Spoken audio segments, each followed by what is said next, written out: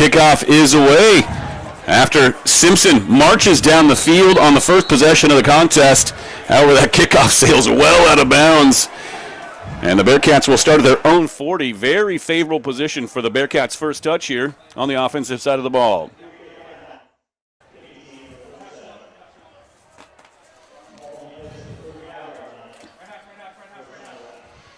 So the Bearcats offense under the leadership of sophomore quarterback Alex Rivera. Rivera started 6 games last year. He's taken every snap so far through the first 2 games of the Bearcats season. He's 29 for 60 on the season, 337 yards passing, 3 touchdowns, 2 interceptions. Has also tucked it and run 10 times for an additional 31 yards. Started 6 games for this team last year. 5 different quarterbacks starting games last year for the Bearcats. At least seeing the field anyway, I should say. They will open not at their 40, but the 35, excuse me. Rivera takes the shotgun snap. Quick pass to the slot man, diving across the 40-yard line with the reception. I believe that's Elijah Romero. He is the team's leading receiver, coming in with 10 catches for 153 yards and a couple of touchdowns. Nice quick hitter on first down, brings up second and a very short 3 yards from the Bearcats' 43-yard line. Inside give. Gabe Herrera, his first carry. It's good for a first down. That'll move the chains. Herrera, the leading rusher for this team, coming in with 122 yards on the ground. Brought down by Trent Kingston, and a good play on that opening as Rivera. They brought a lot of pressure on, but he hit that quick hitter. I think they were expecting a run, and they've got a lot of guys pressing up now again. Bearcats going fairly quickly here as they get to the line of scrimmage. Motion to man inside. It's an inside give on. No, it's not. It's Rivera on the keeper. He's across midfield. I was totally thrown by the fake inside as Jonah Lurson motioned across the formation. Instead, it's Rivera taking off. And he very nearly picks up another first down in Simpson territory. They'll mark him down after a gain of 8.5, make it 9. Well, yeah, we'll call it 8 yards. 2nd and 2 here for the Bearcats in Simpson territory. And a great fake there by Rivera. Similar formation for this next touch. Mason LaPlante motions right to left. Gabe Herrera. Nice little move. Cuts back to his left after he gets into the second level of the Simpson defense. They'll mark him down inside the Red Hawk 40 at the 39 here on the near side hash. Back-to-back tackles by David Delgado, but again, good job by that offensive line opening it. And then Rivera, kind of a delayed handoff, so they're letting the holes develop, and then Herrera's just hitting them hard and getting good yardage. Once again, LaPlante motions. Now Rivera slides to his right, throws it. It's intercepted. Taking it across midfield, wrapped up and thrown asunder from behind. That pass thrown directly to the defensive back, just lurking in the tall grass. And the Bearcats turn it over on their opening possession. Yeah, Devin Quinn just waiting for it as they brought the pressure. Rivera had to roll out, try to get it down to his receiver, who did have a step on him, but Quinn there, right there on the 25, returns it all the way back to the 45, so it'll be first down for Simpson and a great start for the Red Hawks here this afternoon. Now you see in the replay there, heavy pressure coming off the weak side. Alex Rivera forced to get rid of the ball quickly, but underthrown pass. The Red Hawks make him pay, and they are back in business at the Bearcats 45. Caleb Anderson takes the snap, drops back, 3-step drop quickly across the middle. In and out of the hands of Trevor Thomas, the intended receiver. Make that Julian Nessie, the intended receiver. Good pressure again there by the Bearcats forcing that, but a good job by the receiver to knock it away so that there wasn't an interception. Good pressure there. Starters across the front line of the defense for the Bearcats. Mason Polier, you heard his name called a lot in that opening drive. Vince Becerra, the man clogging the middle.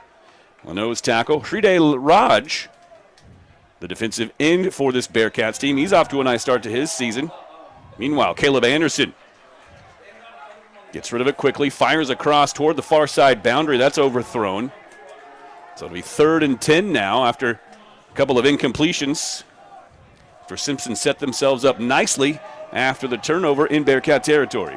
Yeah, good coverage once again by the Bearcats as he's forced to overthrow the receiver. There's nothing he could do. As we had Corrado, who's been in a lot of plays there. Good coverage again, forcing the incomplete. Almost safe to assume it could be 4-down territory for Simpson, so they might not be looking to pick up 10 yards here on 3rd down. We'll see what happens as Caleb Anderson takes the shotgun snap. Drops back, fires, has a man, but the pass well short of its intended target, and excellent coverage out there for the Bearcats brings up 4th and 10. Well, that does in fact present an interesting situation. The incompletion leaves them at the Bearcats 45, and rather than going for it on 4th and 10, they will bring the punt unit to the field. I think what I was thinking there, Charlie, if they had picked up 5, 6, 7 yards there, they certainly would have gone for it at about the Bearcats 38, 39-yard line, but 4th and 10, better to bring the punt unit onto the field.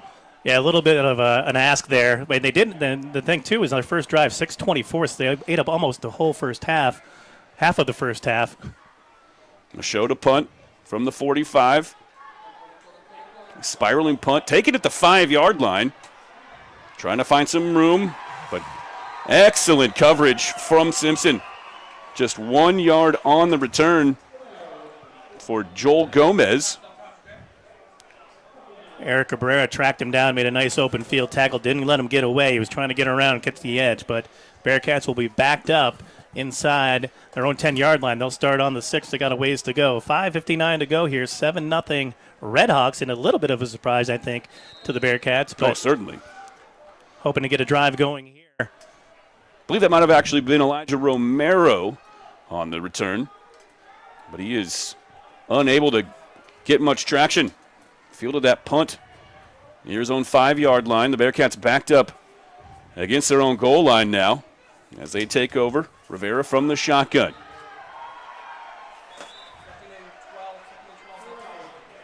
Big penetration there by 98. Samuel Sandell as he comes through and meets him in the backfield. That'll be a loss of 1, maybe 2. Loss of 2 on the play. Just sheds off the block and wraps him up. Boy, if you are Sean Daniel, head coach of the Simpson team, you could not be more gratified with the effort you've seen from your team to this point in this game. 2nd and 12. Rivera looks right, has a man. Pass caught, Brandon Johnson. Ball on the field. Whereas Johnson just driven back. For a moment, I thought he might have coughed it up. It was pretty close, and then a good hit there again by Devin Quinn, who had the interception on the last possession right there. And Simpson looked like they were going to blitz, but then everybody dropped into coverage. He was still open, but then good close in by Quinn and a nice, pretty good shot. Could have gone either way. So Johnson did fall on it, but yeah, Johnson did cough it up, and in the process, the Bearcats lose an additional yard. So 3rd and 13 now for the Bearcats at about their own 3.5-yard line. Ball on the ground in the end zone. They muff the handoff, and it's a safety as Alex Rivera covers up in the end zone. That was a dangerous ball. That was a live ball, of course, in the end zone.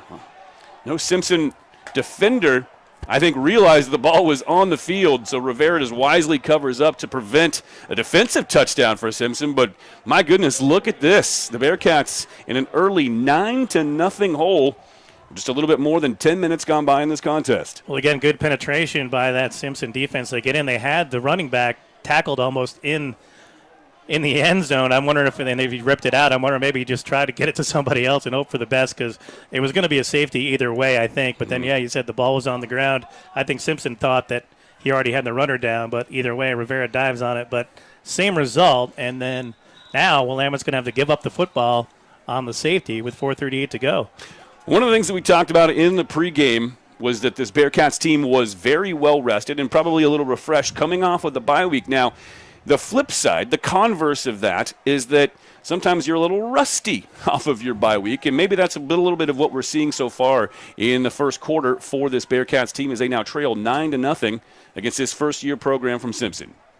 Oh, yeah, and that's the thing. The Bearcats still, they're trying to rebuild a little bit under this first-year head coach. So there's no guarantees here as they're going to punt away the free kick after the safety.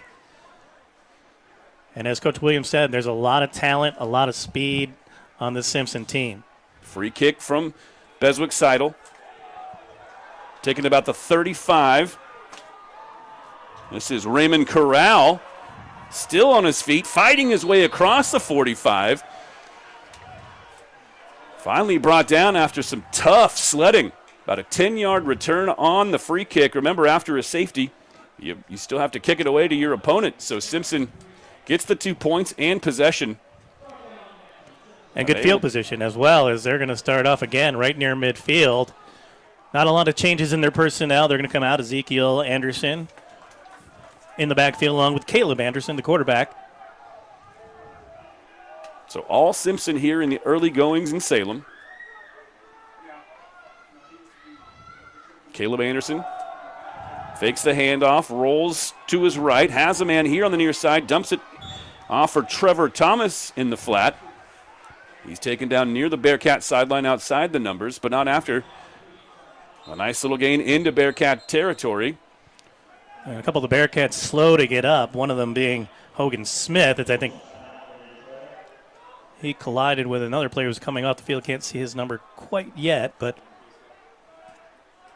good play again by Caleb Anderson, just rolling out, finding his tight end, and the big fella got a couple extra yards. They were looking at 2nd and 1, so another good start for Simpson on this third drive of the game. Yeah, A.J. Conrad, the defender for the Bearcats, shaking up on the play. Let's hope he's okay.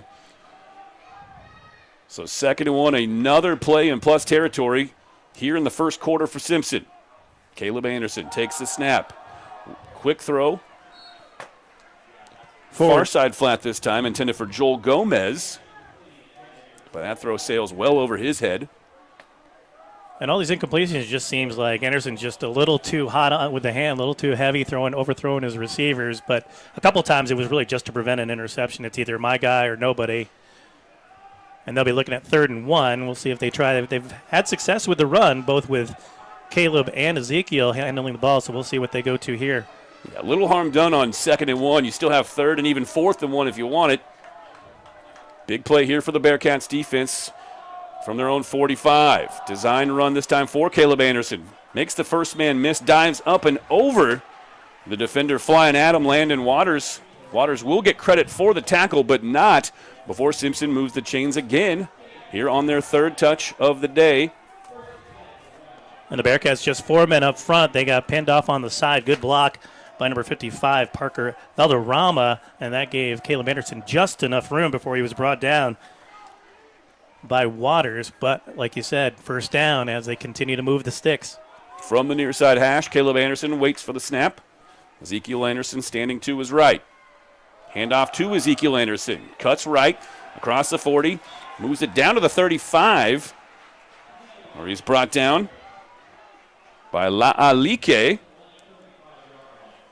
Back for a graduate year with the Bearcats. That's his 10th tackle on the season. Like he's been in on a couple here as well from that linebacker position. Good cutback on that trap by Ezekiel. It started left, came back right, got another nice gain, and now they're looking at 2nd and 8 as, this Red Hawk offense is moving the ball really well. 2nd and 2 from the Bearcats 35. Ezekiel Anderson now to the left of quarterback Caleb Anderson.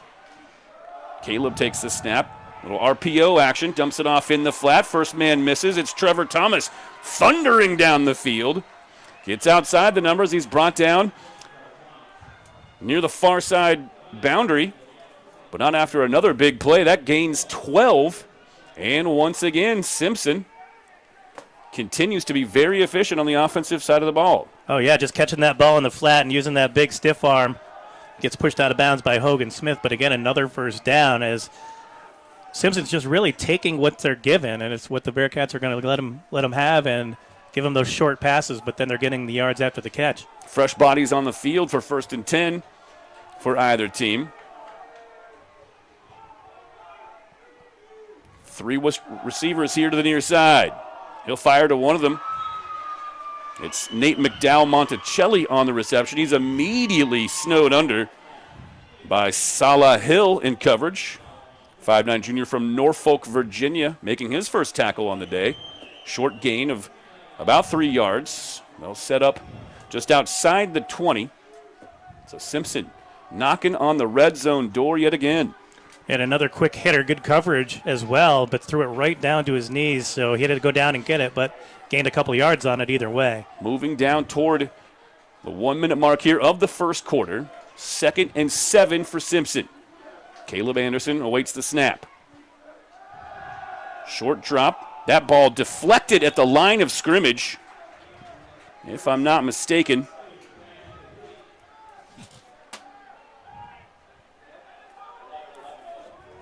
That was Judah Ali'ifua who got a hand on that one. Excellent awareness on the field as he shook off a blocker in the process of deflecting that pass. So good defensive play from Ali'ifua. And it's now 3rd and 7 for Simpson. Just over a minute left here in the first quarter. Bearcats a little shell-shocked, kind of teetering a little bit. Lots and lots of football left, of course. And now Simpson forced to call a timeout. So 3rd and 7 upcoming for this Red Ox team. And we will be right back on the Bearcat Network. Okay.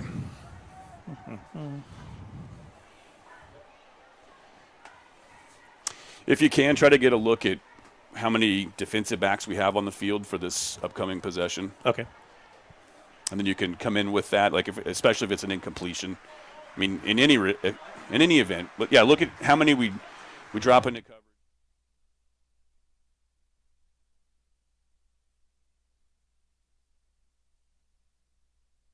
So 3rd and 7, another big play for this Bearcats defense upcoming. Charlie, this is not playing out the way we expected it at all. Remember, this is a Simpson team that had come in having scored just 7 points in their entire season. They've already got 9 points here in the first quarter in Salem. Absolutely, and like we said, they've just been moving the ball really well. They've done a solid job on defense, and now, again, 3rd down and 7. And it'll be interesting to see, like last time, if they get a few yards here, if they're going to go for it on 4th down if they don't get it. Wide out split to either side, man in the slot, plus a tight end. Now the slot man motions right to left. The Bearcats come across the line of scrimmage, first penalty flag of the field. They'll let it go. Caleb Anderson fires toward the back of the end zone, has a man with the ball juggled out of the back of the end zone. James Webster able to corral the ball, but after he was well outside the boundary beyond the end zone, but it's a free play for Simpson. It won't be a first down, but it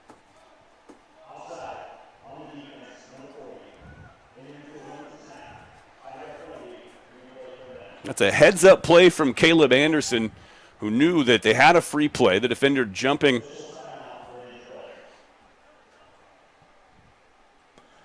Yeah, and the Bearcats bringing 4 on that, dropping everybody into coverage. Again, decent coverage, but with that free play, everybody was kind of in panic mode and then just throw it to the back corner. Oh, great effort there by Webster to try and haul it in. I thought he did for a second, but just, again, putting it in a good spot. And that'll move them even closer, 3rd down and 2. And, again, with that running game, you got both Andersons with an opportunity, and what they did last time, just pinning that corner and just getting to that yard marker is all they were looking for last time, and that'll probably be the same again here.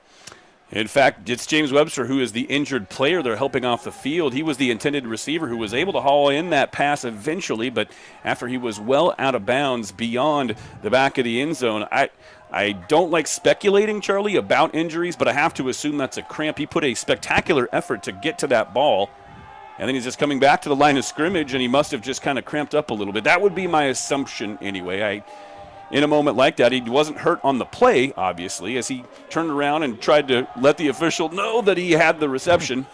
Anyway, let's hope he's going to be okay. Now it's 3rd and 2 after the free play moves the sticks on the first penalty of the game. So a 3rd and very manageable for Simpson. Caleb Anderson, inside give. Ezekiel Anderson cuts left around the left end. And I believe he's got enough to move the chains. Actually, they'll mark him just shy of the first down line. I see a referee with a fist in the air. That means it's 4th down. So 4th and very short. Yeah, a little surprised. I thought he got it as well, but they came in and they did. They are giving him a first down. They're moving the sticks, so I'm not sure. Well, some miscommunication then from the officials. I saw one official put a fist in the air, which signals 4th down. Instead, they will move the sticks and give Simpson a fresh set of downs. And that'll move it into the 13. So, again, Simpson knocking on the door. They get that first down, and another set of downs to work with, and they've just continued to move that ball. First quarter has come to a close here in Salem. It's surprising thus far, but it's the Redhawks with the early 9-0 advantage. Second quarter action coming right up.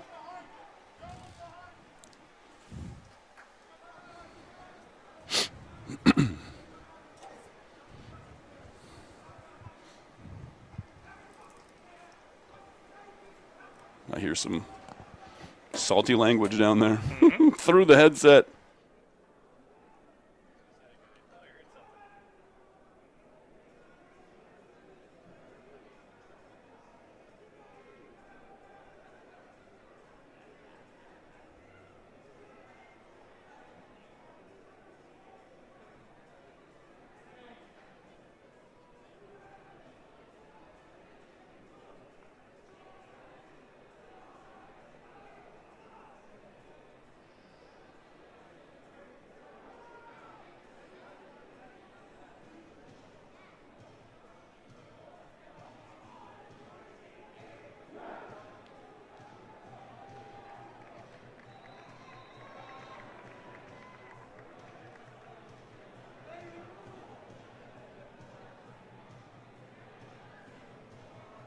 Quarter as the two teams switch sides to the opposite end of the field here at McCulloch Stadium. Massive play upcoming. Oh, check that. Excuse me. It's a fresh set of downs. Yeah. What am I talking about? My goodness. Never you mind. 1st and 10 now for Simpson from the Bearcats' 13-yard line. They did pick up the first down on the final play of the first quarter. And now Caleb Anderson awaits the shotgun snap. Ezekiel Anderson standing just behind him and to his left. Defender falls down, missed opportunity, and how for Simpson. LeBron Thomas was the only player in the vicinity after his defender had slipped and fallen to the turf. And they also had the corner actually double coverage, but when the defensive back fell down, he had a free pass into the end zone. But again, that strong arm of Anderson just overthrew him once again.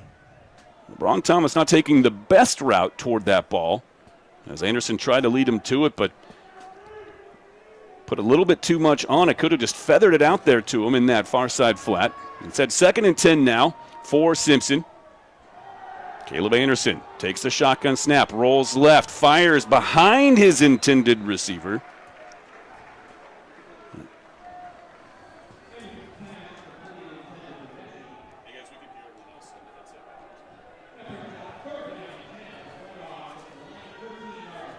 So 3rd and 10 for Simpson.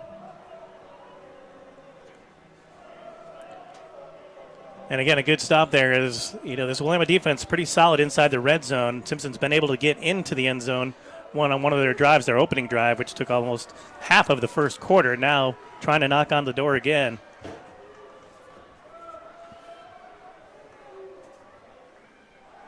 Shotgun snap. Caleb Anderson fires far side toward the boundary. Penalty marker in the backfield. We'll check on that in just a moment. In the meantime, it's 4th and 10 pending the result of the penalty marker on the field. Good coverage as they Bearcats dropped everyone back.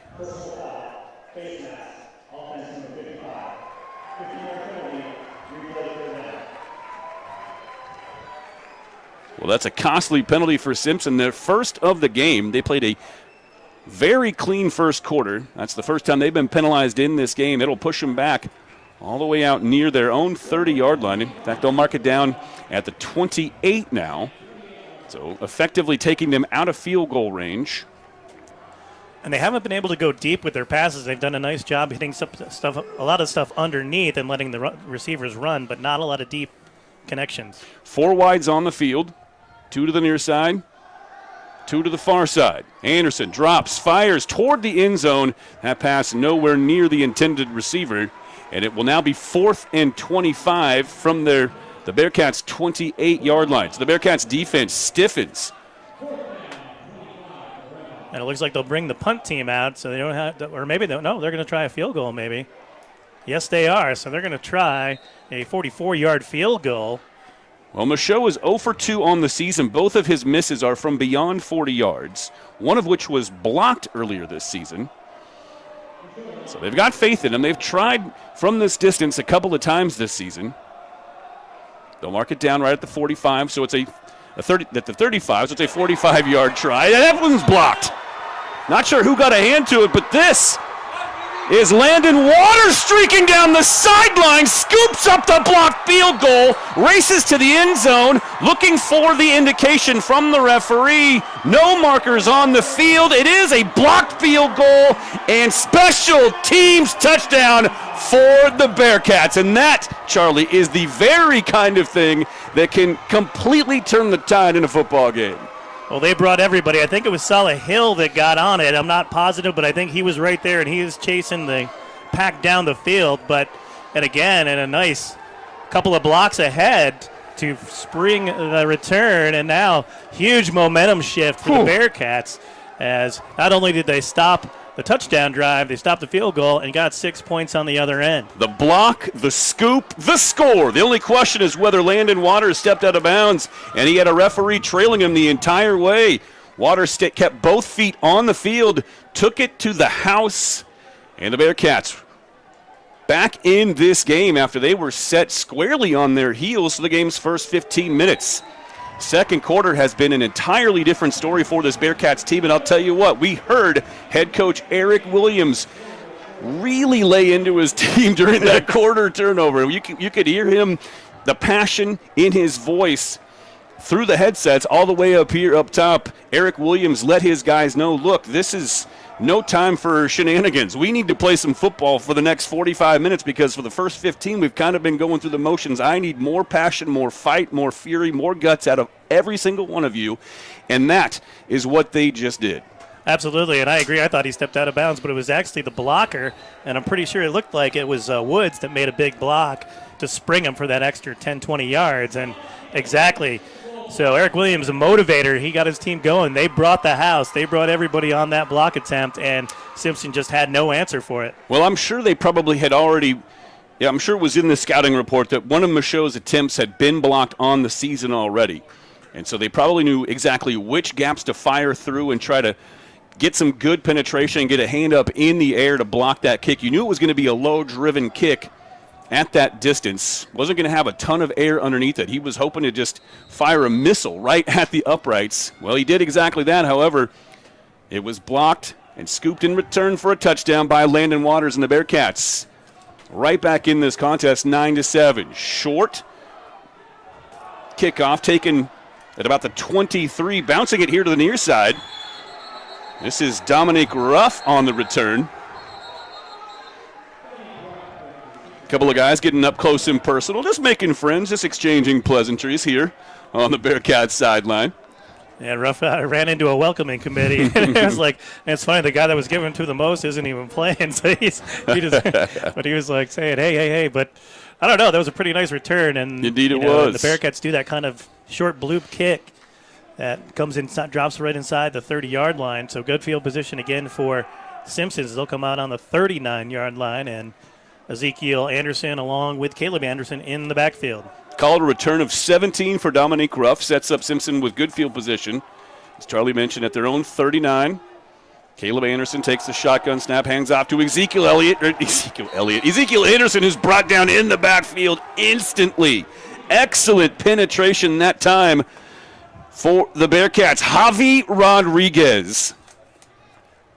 How good of a player is that kid? 6'2" sophomore from Gervais. Am I saying that right? Gervais.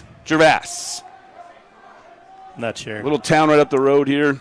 I'm still a little new to the area. Gervais, I think. Gervais. I'm not positive.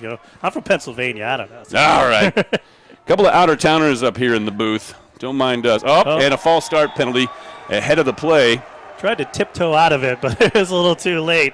That was Trevor Thomas. So 2nd and 15 upcoming now for Simpson. And it's complete role reversal. Simpson is the rattled team. The Bearcats completely composed, very confident. After that last play from Rodriguez netted no gain for Simpson. So 2nd and 15. Official steps in between the center and the quarterback as the Bearcats were rotating fresh personnel onto the field. Now Caleb Anderson awaits the shotgun snap, takes it, rolls to his right. Moving toward the numbers, fires into the flat on the far side of the field, has a man, but it's out near the original line of scrimmage and not much more than that. So 3rd and 10 upcoming. After that play, well defended by the Bearcats. Yeah, they brought 3 rushers and just let everybody else defend. He threw behind the sticks and he tried to knock him out of bounds. I couldn't see who that was. I think that was Smith trying to knock him out of bounds, but slowed him up just enough so one of his teammates could come up from behind and make the tackle, leading at 3rd and 10. Yeah, excellent defense on the perimeter for the Bearcats. 3rd and long, back to the original line of scrimmage for Simpson. Caleb Anderson drops, rolls, fires near side. Great coverage outside. The pass is picked off. My goodness, what an amazing play. Fighting through the contact. There was a little hand fighting between Malik Green for the Bearcats and the intended receiver for Simpson. Both guys just playing the ball, and it's Malik Green who comes away with his first interception of the season. And the second quarter, Charlie, is a tale of 2 different games entirely. The Bearcats firmly in control. All of a sudden, they force a turnover. Oh, yeah, great coverage there, and that was like Caleb Anderson. That was the one time he threw it right to his receiver, but unfortunately it was intercepted, and then the side judge got the worst of that as he was trying to come out of that crowd. Now Alex Rivera, Bearcats going quickly. Handoff goes to Jarek Little. That's his first carry of the contest. He's been good for 23 carries for 113 yards so far on the season. It's been a steady diet of Gabe Herrera so far. And a good combination between Herrera and Little. They do a nice job playing off each other. They run a little bit different, but are both really effective. 4 men up front for Simpson again. Looking like the linebackers might be coming. Rivera takes the snap. Play fake. Fires left. Leaves it short. This might be offensive pass interference, but this pass appears to have been intercepted as well. And 0 on the other side. I think Devin Quinn, that's his second of the game. And I tell you, I got to give Devin Quinn some extra credit for that one. The receiver clearly tried to yank him away from the ball. You see it at the very end. Elijah Romero got his right hand around the right shoulder of Quinn, and Quinn stayed with it. And I think he might have been trying to get that penalty just to avoid the interception, just couldn't hold on long enough. He knew the pass was going to be short. He wasn't going to be able to get back to it. So sometimes, and you do that on the defensive side too. If you're going to be for a touchdown, maybe you take the penalty. But again, here we go, turnovers. I do see what Alex Rivera was trying to create there. He's got his favorite target in Elijah Romero isolated in one-on-one coverage out on that that far side boundary. Just couldn't quite make the throw, as this is Ezekiel Anderson trying the right side. After the turnover, the Redhawks starting 1st and 10 at their own 37. And Ezekiel Anderson with a gain of about 4.5. A second and a short 6, or a long 5, upcoming for Simpson. About 3 minutes gone by here in the second quarter. 9-7 our score. Bearcats offense is yet to score. Their lone touchdown coming after a field goal attempt blocked, scooped, and returned for a touchdown by Landon Waters. Simpson now trying to regain the momentum. Straight ahead run out near the 50. Hauling defenders with him as he spills across midfield. That was some tough sledding to be sure for Ezekiel Anderson. Absolutely, and then just a great job by this offensive line. They're doing a couple of stunts. They spring him, and then he just takes everybody on his back and carries them. As Bearcats had him in their grasp, but they just couldn't bring him down. Another first down, and you got to wonder is if this fatigue might play a factor in some of these games that Simpson has had. There's a lot of different players today than there were the last couple of weeks, too. Those were some big boy yards for Ezekiel Anderson. Frested it downs inside Bearcat territory. Caleb Anderson on the carry, tucks and runs straight up the gut. Picks up about 4. They'll mark him down at the 45. So, yes, a gain of 4. 2nd and 6 upcoming for Simpson. Braden Duke makes the stop. So just when it looked like the Bearcats had all the momentum back on their side, the turnover, and Simpson, it just breathes new life right back into this offense who built a ton of confidence, having so much success and being so efficient in that first quarter. 2nd and 6 upcoming from the Bearcats 45. 2 wide receivers here to the near side. Extra blocker on the field. This is Caleb Anderson off the play fake, rolls right. Ball's on the turf, but they're going to rule him down. It was fallen on by a Red Hawks player anyway. But Caleb Anderson, we're seeing some of that option look now that head coach Eric Williams told us about. Not a triple option. That's the thing that Coach Williams told us we were going to see out of the Simpson team was some triple option. We've yet to see any of that. And the Bearcats did bring pressure on the right side, the left side of the offensive line. Good read there by Caleb Anderson to get outside. Got a couple of yards on it, got the first down, brought down by Austin Payne eventually as he came down around the ankles. Ball spotted at the 35 on the far side hash. Now Ezekiel Anderson motions out. Empty backfield. They'll drop it off to Ezekiel Anderson. Look at, my goodness, what an effort. Fighting through the block, making a spectacular open field tackle for the Bearcats. Solid Hill again. Yeah. You said shedded the block. Woo! Got in there for a loss of 4. That's almost as good as a sack. So good defensive play, good read, and a good fight off by Hill to make the stop. 2 big plays by Hill here in the last couple of minutes.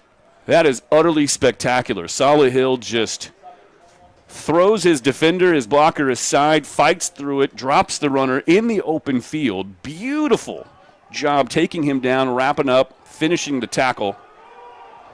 And now 2nd and 14 from the Bearcats 39 for the Red Hawks. Fake the inside give, has a man streaking across the middle. That was a well-designed play. Dominique Ruff with catch number 5 on the season. Looked like the Bearcats were in zone coverage there. They've been playing man-to-man primarily, but they found the seam, and a nice connection there as Ruff did.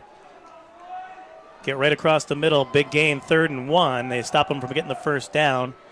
Big hold here, and then it'll be decision time once again for Sean Daniel. Clock running. Near in the 7.5-minute mark of the second quarter.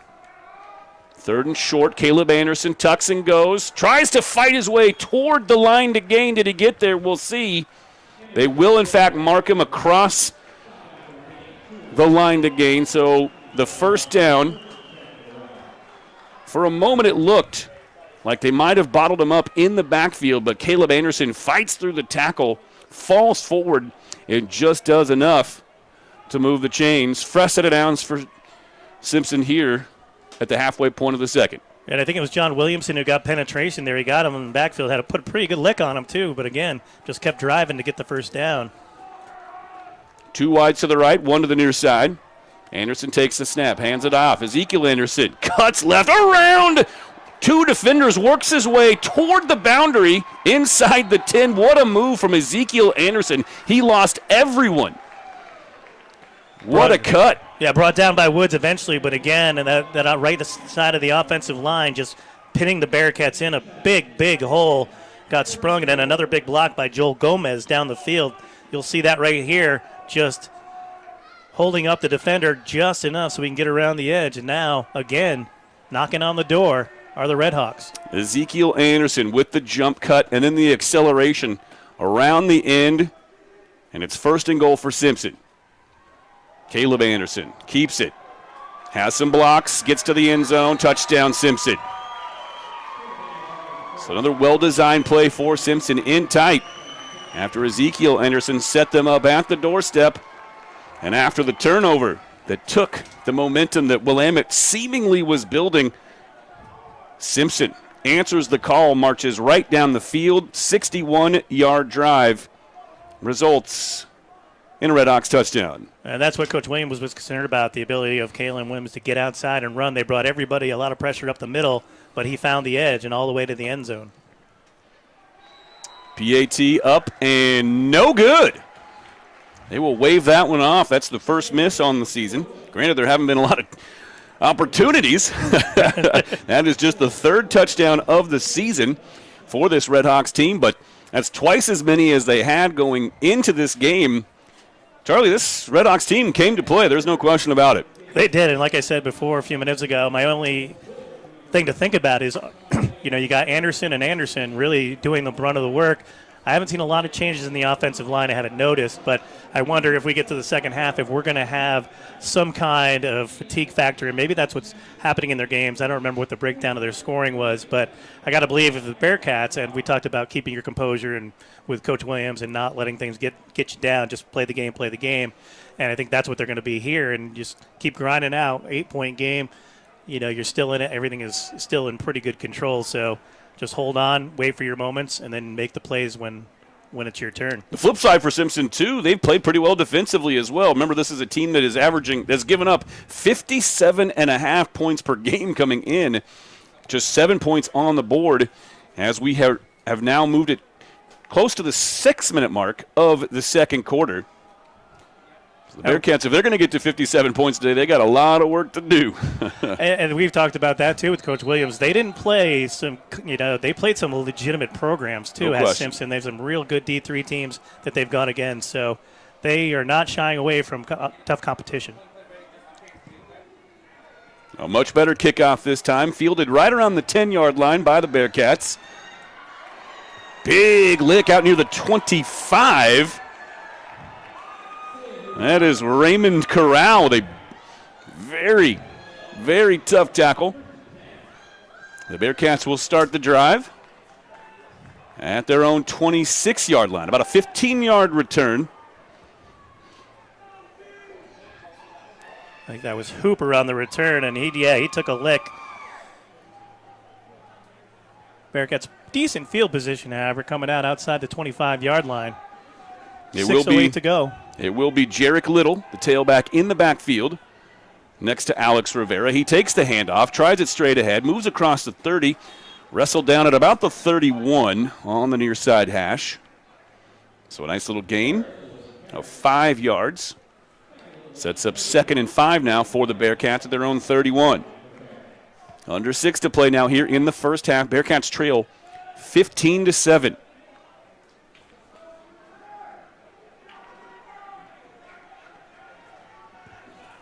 Little stays on the field. Rivera fakes the handoff to him. Fires a pass across the field intended for Trajan Clark. Clark, who had 5 catches last year, but made the most of them. 2 of them went for touchdowns. This year, 4 catches, 31 yards coming in today for the Bearcats' first 2 games. However, that incompletion relegates the Bearcats to 3rd and 5. They'll spread the field. 1 receiver to the near side, 2 to the far side. Inside give. This is Little. Coming up, sneaking in, making a spectacular open field tackle is Marquise Thomas Gray. He had that read perfectly and drops Little for a short gain. It'll be 4th. Well, and a long one, short 2, and the Bearcats will bring the punt unit onto the field. So the Simpson defense answers right back. They force a 3-and-out after punching it in and taking this 15-7 lead. Yeah, that front 4, they're doing a nice job. They're not really trying to work on the penetration. They're just holding their ground and waiting for the running backs to get to the line of scrimmage, letting the linebackers do a lot of the blitzing.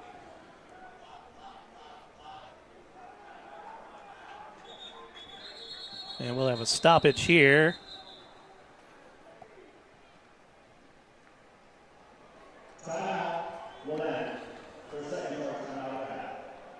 So ahead of the punt,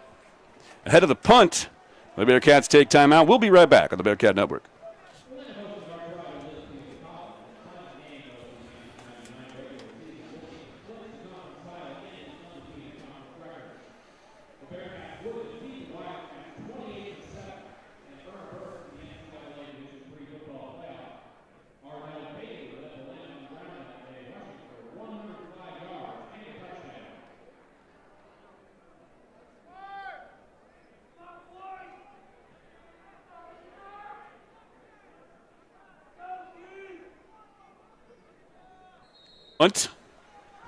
4th and 1 for the Bearcats. Just under 5 left here in the first half. Well, he's on the field in punt formation anyway. Could there be some chicanery? Snap is away. And Beswick Seidel does, in fact, kick it away. Mishandled for a moment, but gathered. This is Joel Gomez on the return. Fields it at about the 25 and works his way free here on the near side. Just about a 10-yard return. Sets up Simpson with a more favorable field position. They will open their next drive at their own 35-yard line. Yeah, good return, and he was tackled pretty much by all 11 players again, including the kicker, who really likes to get down there and get involved in the action. He doesn't shy away at all. And you have to think, special teams, obviously the huge play by the Bearcats. I wonder if Coach Williams saw something he didn't like on that lineup for the punt, not wanting to get blocked where they were. So that might be part of the reason. Or maybe they were going to fake, and then he decided to call it off. But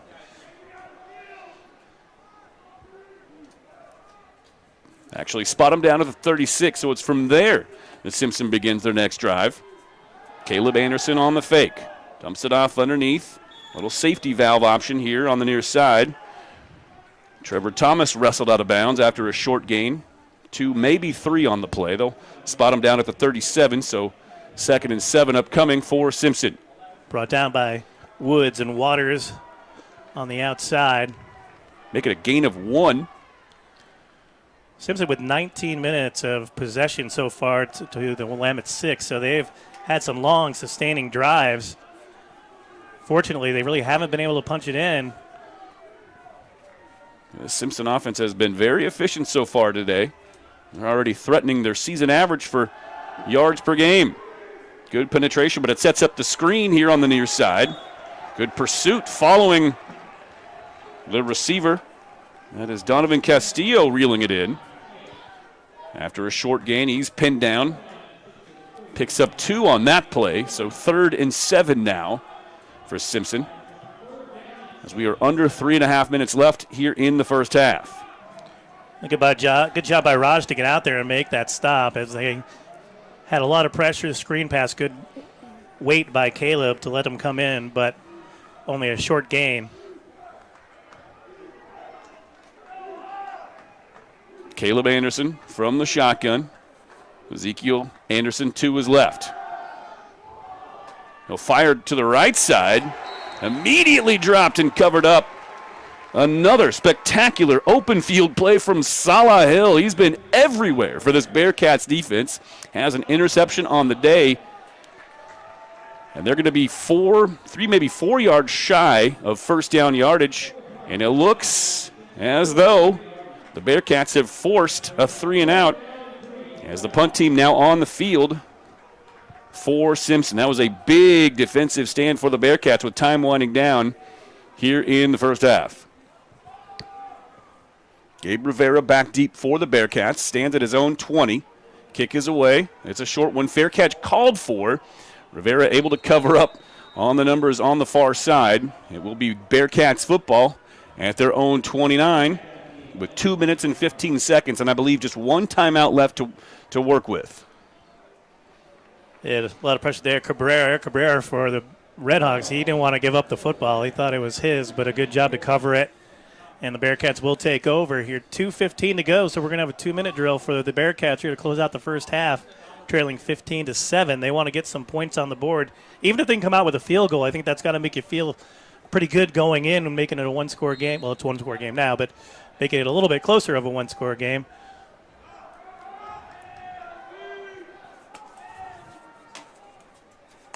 So Alex Rivera and this Bearcats offense, let's see what they got. First down, throwing downfield. That pass behind the intended receiver. It's tipped out of bounds. And again by Devin Quinn. I think he's over there causing all sorts of problems. Yep. Tipped it up just out of the reach of the Bearcats. A good route, good opportunity there, but broken up again by Quinn. That pass, I think, was going to be behind Trajan Clark anyway. Likely an incompletion, but good coverage from Simpson. Now it's Rivera on the keeper.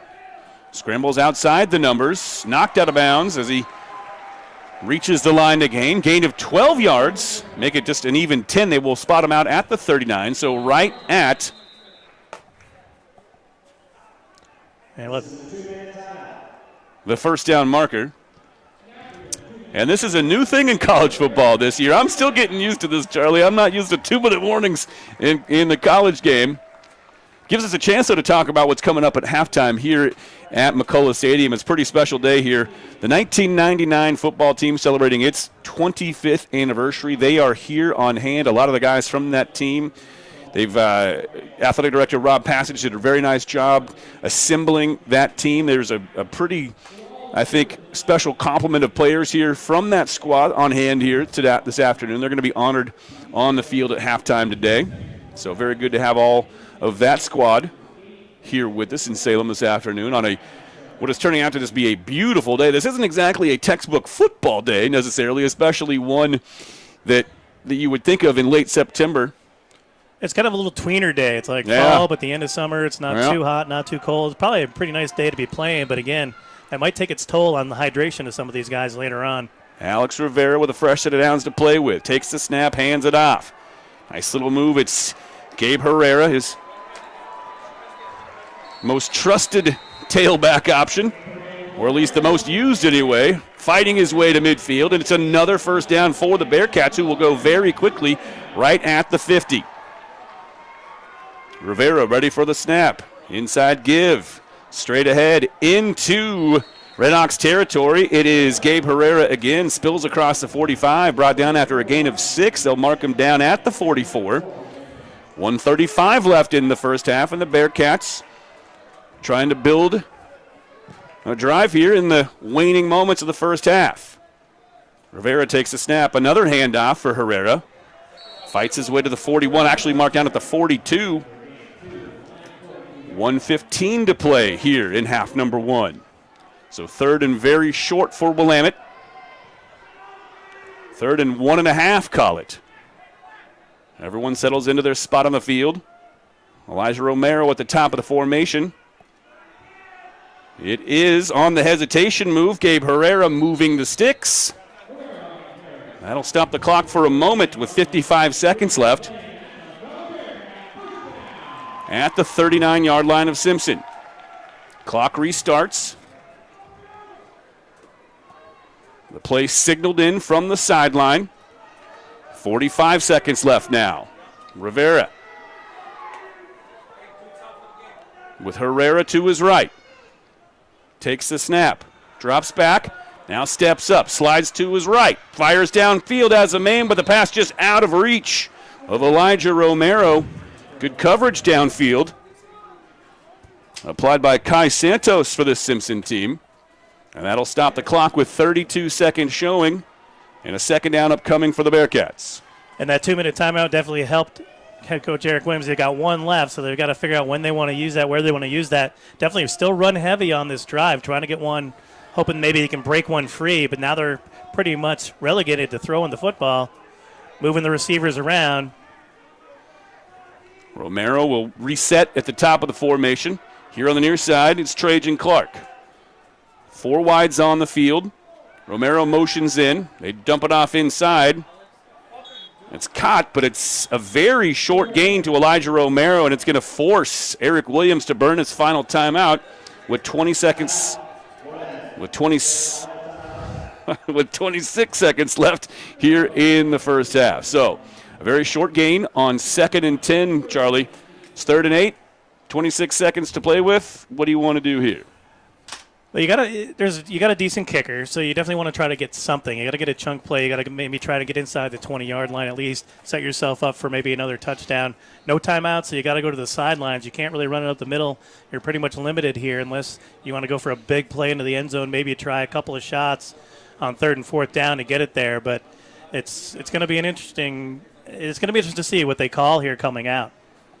Well, Elijah Romero has been the most consistent receiver for this Bearcats team, at least in terms of volume. He comes in today with at least twice as many catches as any other receiver on this Bearcats team. He's had a pretty quiet day thus far. Rivera just 3 for 8 passing for 8 yards. Romero has 2 of those catches for 9 yards, but the Bearcats have really struggled to move the ball through the air downfield so far in the game's first 30 minutes. But here it is, 3rd and 8 from the Simpson 37.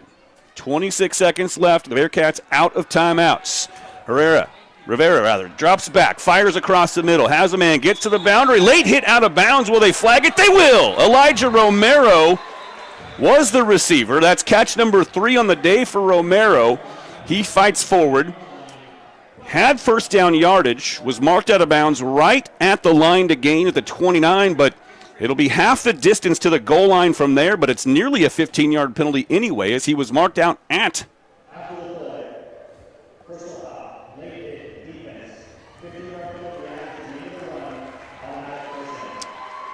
Well, he said 15-yard penalty. He heard you, Jeff. I guess he did. So it's a 14.5-yard penalty. But I'm not sure he knew exactly where the ball was spotted, so we'll give him we'll give him a leeway on that. But that's exactly what you don't want if you're Simpson, and exactly what you do want if you're Willamette. Well, now the Bearcats cannot take a sack. 20 seconds left. That's the big thing. Rivera's got to get rid of the ball. Got to look toward the end zone if you can. Fires toward the goal line. Has Rivera. And it's a touchdown for the Bearcats. Romero, rather. Still getting the name straight here. Shaking off some rust here myself. But how about the composure of quarterback Alex Rivera, floating a pass to his favorite receiver, Elijah Romero, and the Bearcats, with 14 seconds left in the first half, reach pay dirt, Charlie. That is a huge development in this game for Willamette. Absolutely. Great job by the offensive line to give them enough time to make that play. They only brought 4. They were in solid man coverage, good coverage, but a better route to get to the corner just inside the pylon. And the Bearcats are going to go for 2 here. So going for 2, Rivera looks to his right, fires to the back of the end zone, but it's broken up. Tried to slot a pass in between 2 receivers. However, Rivera takes a lick at the back end of the play. There's a penalty marker on the field, and Simpson will be called for roughing the passer here in just a moment. So the Bearcats will get a fresh try at it from the 1.5-yard line. And I think they may have changed that rule.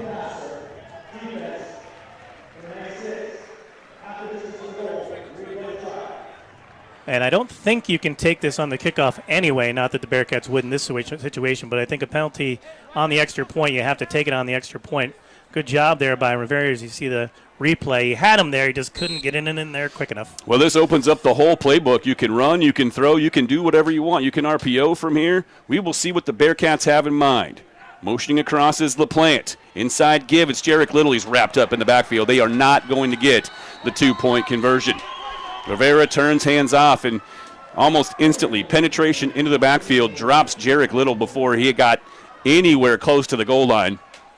So the try no good. However, it is a Bearcats touchdown. How about that, Charlie? Alex Rivera understood the assignment.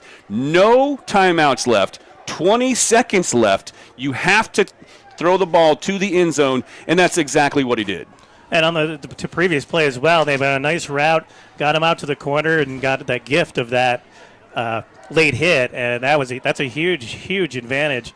And the coaches, I'm sure, from Simpson are going to have some words about that when they get into halftime, because that pretty much changed the landscape for Willamette there. And then, great job by the line. Rivera, patience, let the route develop, and put him right in the corner of the end zone. Only one that's going to get him is him.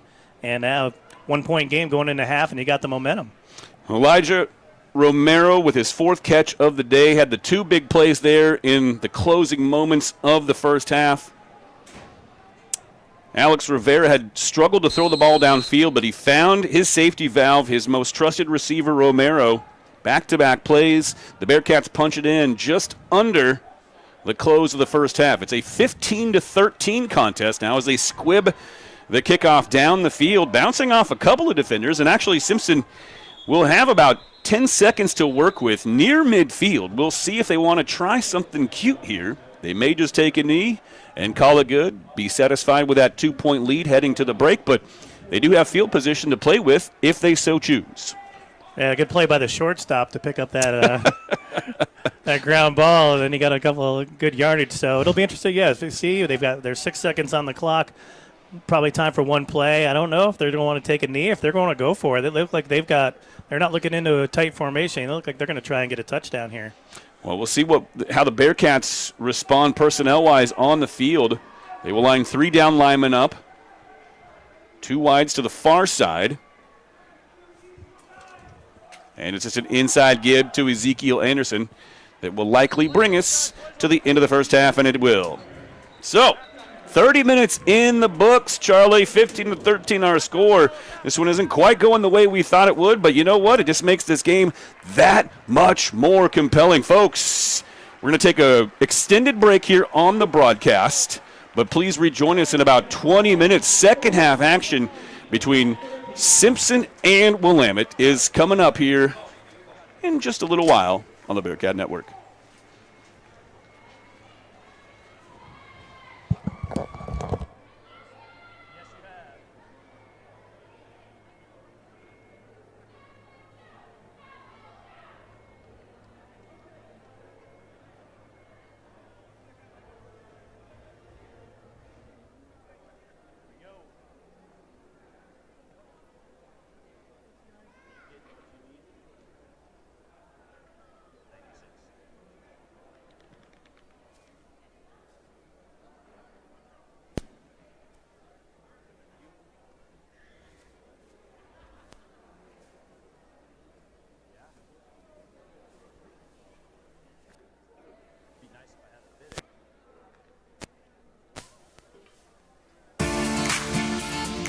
There are more ways than ever to watch Capital Community Media and your favorite local programs.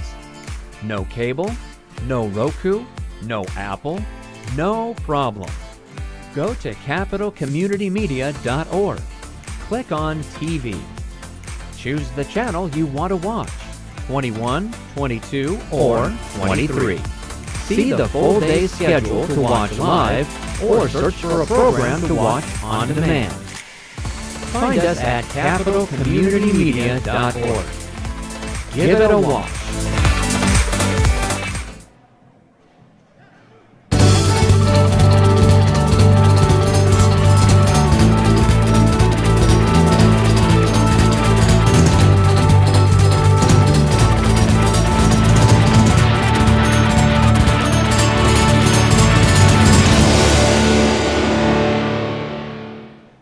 So the Center for Hope and Safety, formerly Mid-Valley Women's Crisis Services, has been around for 51 years, providing services and support to victims and survivors of domestic violence, sexual assault, stalking, and human trafficking in Marion and Polk counties.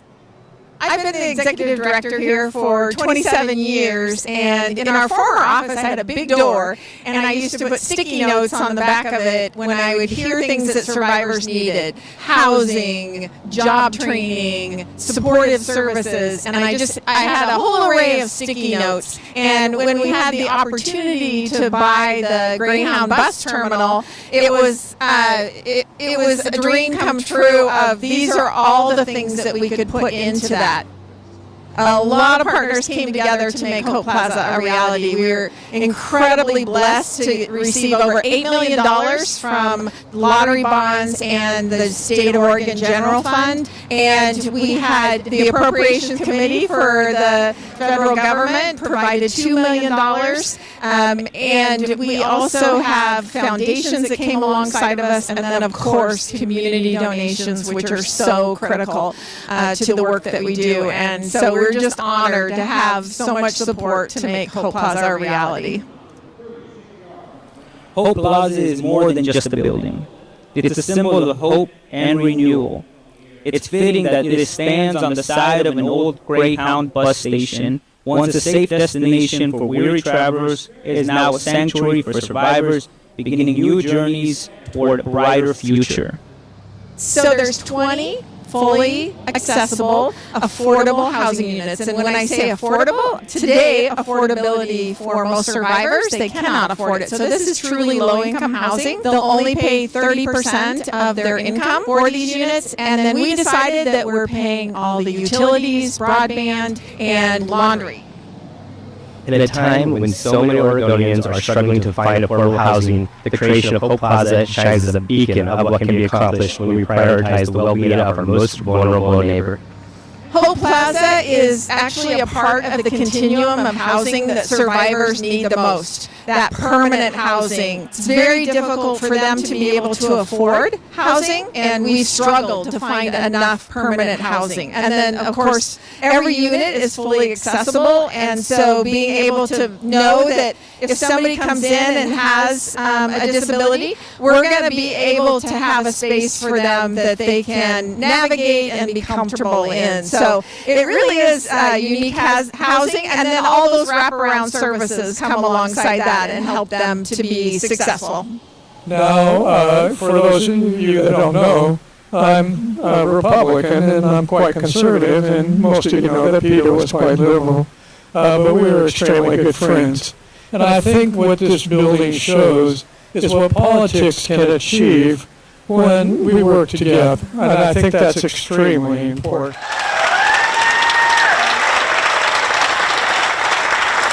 Every step towards being able to help people is a big step forward.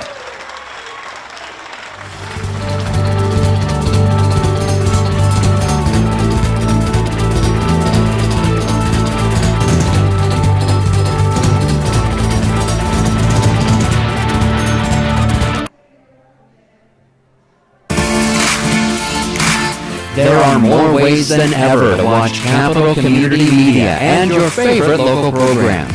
You can find us on Roku, through your player or your Roku TV. Just search for our app and download it for free. Then stream all 3 of our channels live and get pre-recorded video on demand. The Capital Community Media app, available now on Roku. Give it a watch.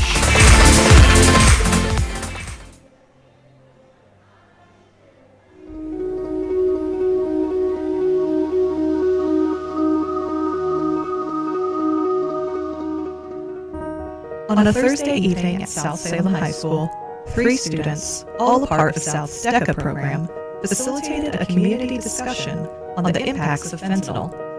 Their goal is to spread awareness about the growing crisis that is ending the lives of youth everywhere, including Oregon. Their campaign name, Fight Fentanyl with Facts, explains exactly what they are doing.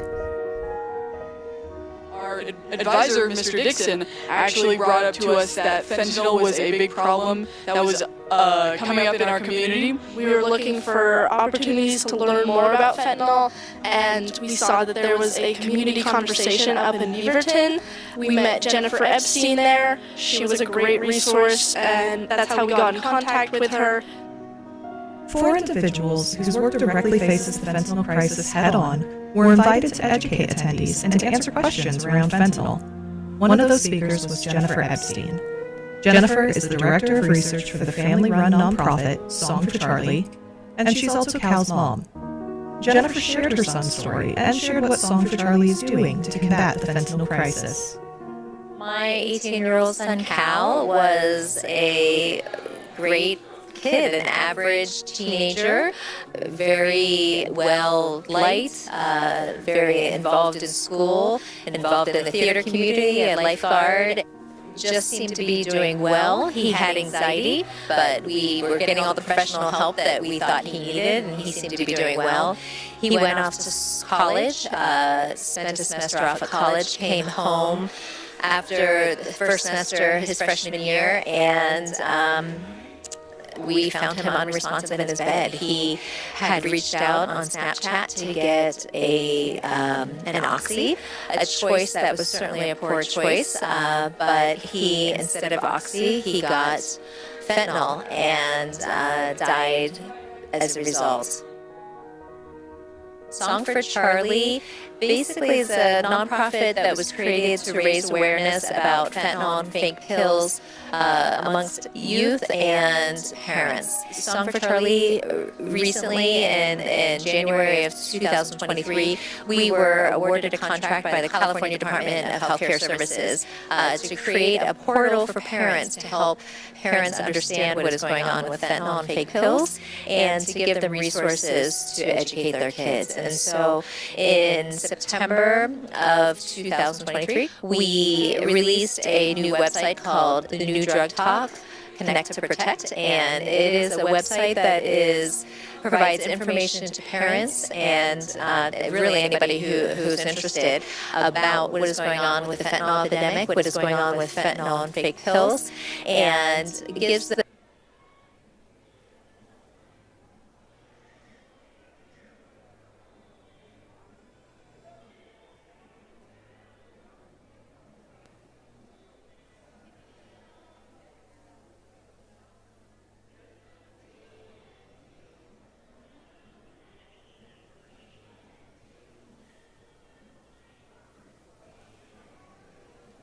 resources to help conversations with young people, with their kids, and also resources to help to understand what to do in case you see somebody overdosing or see somebody struggling with drugs. Fentanyl is a high-powered synthetic opioid, 50 to 100 times more powerful than plant-based opioids. Unlike opium, morphine, and codeine, fentanyl is man-made and produced within a lab. When used in a controlled medical setting, fentanyl is an extremely helpful tool. However, most street drugs today contain various amounts of fentanyl, and it doesn't take much to induce an overdose. Just 2 milligrams is enough to kill an average person. Jennifer also shared a chart from the Song for Charlie website that shows the transition in drug type usage between 2012 and 2022. Fentanyl is stronger, cheaper, and faster to make compared to plant-based opioids. This means it is spread quicker than we had the chance to learn about it. Today's youth grew up in a different culture. They grew up in a time when people turned to medications to solve problems. From the time they are young, they may see a parent taking Advil for a headache, or they may have friends who are on Xanax or Adderall for anxiety. If they go to a doctor to get a wisdom tooth pulled, they're given a prescription for Percocet. So kids today are a lot more comfortable with medications than previous generations, and they trust them. They know that if they're given a prescription from a doctor, that it's going to have a specified dose, and that's the right dose for them. And so young people don't always understand that a pill that they get from social media, or a pill that might be passed to them by a friend in a hallway at a party, they don't understand that pill is most likely is not a legitimate prescription pill, and that it could in fact be laced with fentanyl and end their life or cause problems down the road. We're mostly targeting students, but also parents and just people in the community. We just want everyone to know. We felt that it was quite important that if it's in the news and it's about someone is dying and our teachers don't know about it, it's something that we should know. And so we wanted to start educating our community. Sergeant Brian Goldman was another speaker who presented during the community discussion with the goal of sharing his knowledge on the fentanyl crisis from the perspective of someone in law enforcement. Sergeant Goldman works in the Drug Enforcement Section with the Oregon State Police, and he says it's not always easy to spot fentanyl. So spotting fentanyl in its pill form is very easy to do. Any pill that's blue and says M on one side, 30 on the other is more likely than not. It's almost always going to be a fentanyl pill. Pretty much any pill that you buy on the streets that somebody is selling for the purpose of getting high is most likely going to be a fentanyl pill. It gets trickier when it gets into the powdered form. Fentanyl is a white powder, much like cocaine, meth, or a white China heroin.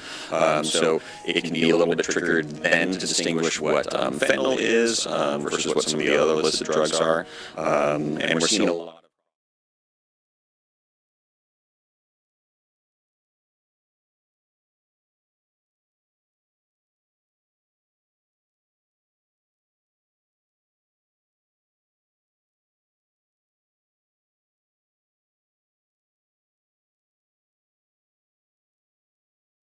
of his daily duties.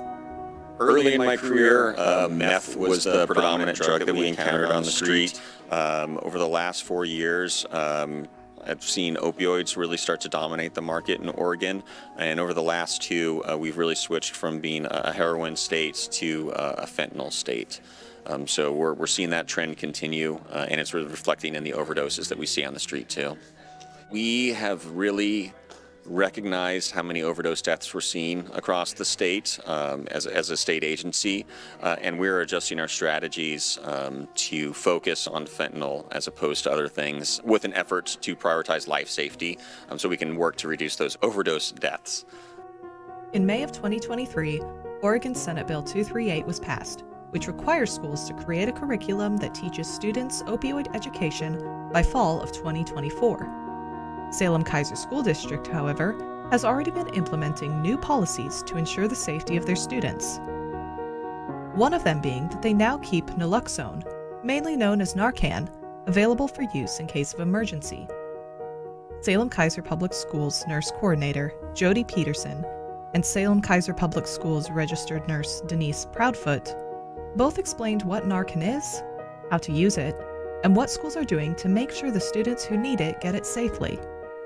Narcan is a nasal spray that's easily administered, and it's meant to be administered to individuals who are showing signs of a possible opioid overdose, or fentanyl being the concern that is most prevalent in our community with the 18 to 24-year-old kids. And it's readily available, and it can be immediately effective, and sometimes it takes multiple doses to take effect, but to counteract an opioid overdose, that is the medication that is able to be in the hands of any community member before emergency medical services can be available. This is a sample dose, and it is very simple. It goes in one nostril, and with the bottom red plunger, you just put it in the nostril and spray. And that is how simple it is to give. Thankfully, we have not had to administer Narcan within the school day to a Salem Keizer Public School student since we've had Narcan available in the schools. But what we have been able to do is train a number of staff members to administer Narcan if we needed to, so that we're prepared. And we've had Narcan provided to each school, at least one vial. Nurses carry them, security team members carry Narcan as well, so that we're prepared if there's an unfortunate time that we would need to use it. In March of 2023, the FDA approved over-the-counter Narcan nasal spray, a big step in the aid of overdose response. The package comes with 2 spray cartridges because the effects of Narcan can wear off quickly, which means that the second dose may also need to be administered before help arrives. That's why it's important to call for help before using Narcan. Another tool that is used to combat fentanyl are test strips. But test strips don't guarantee true results.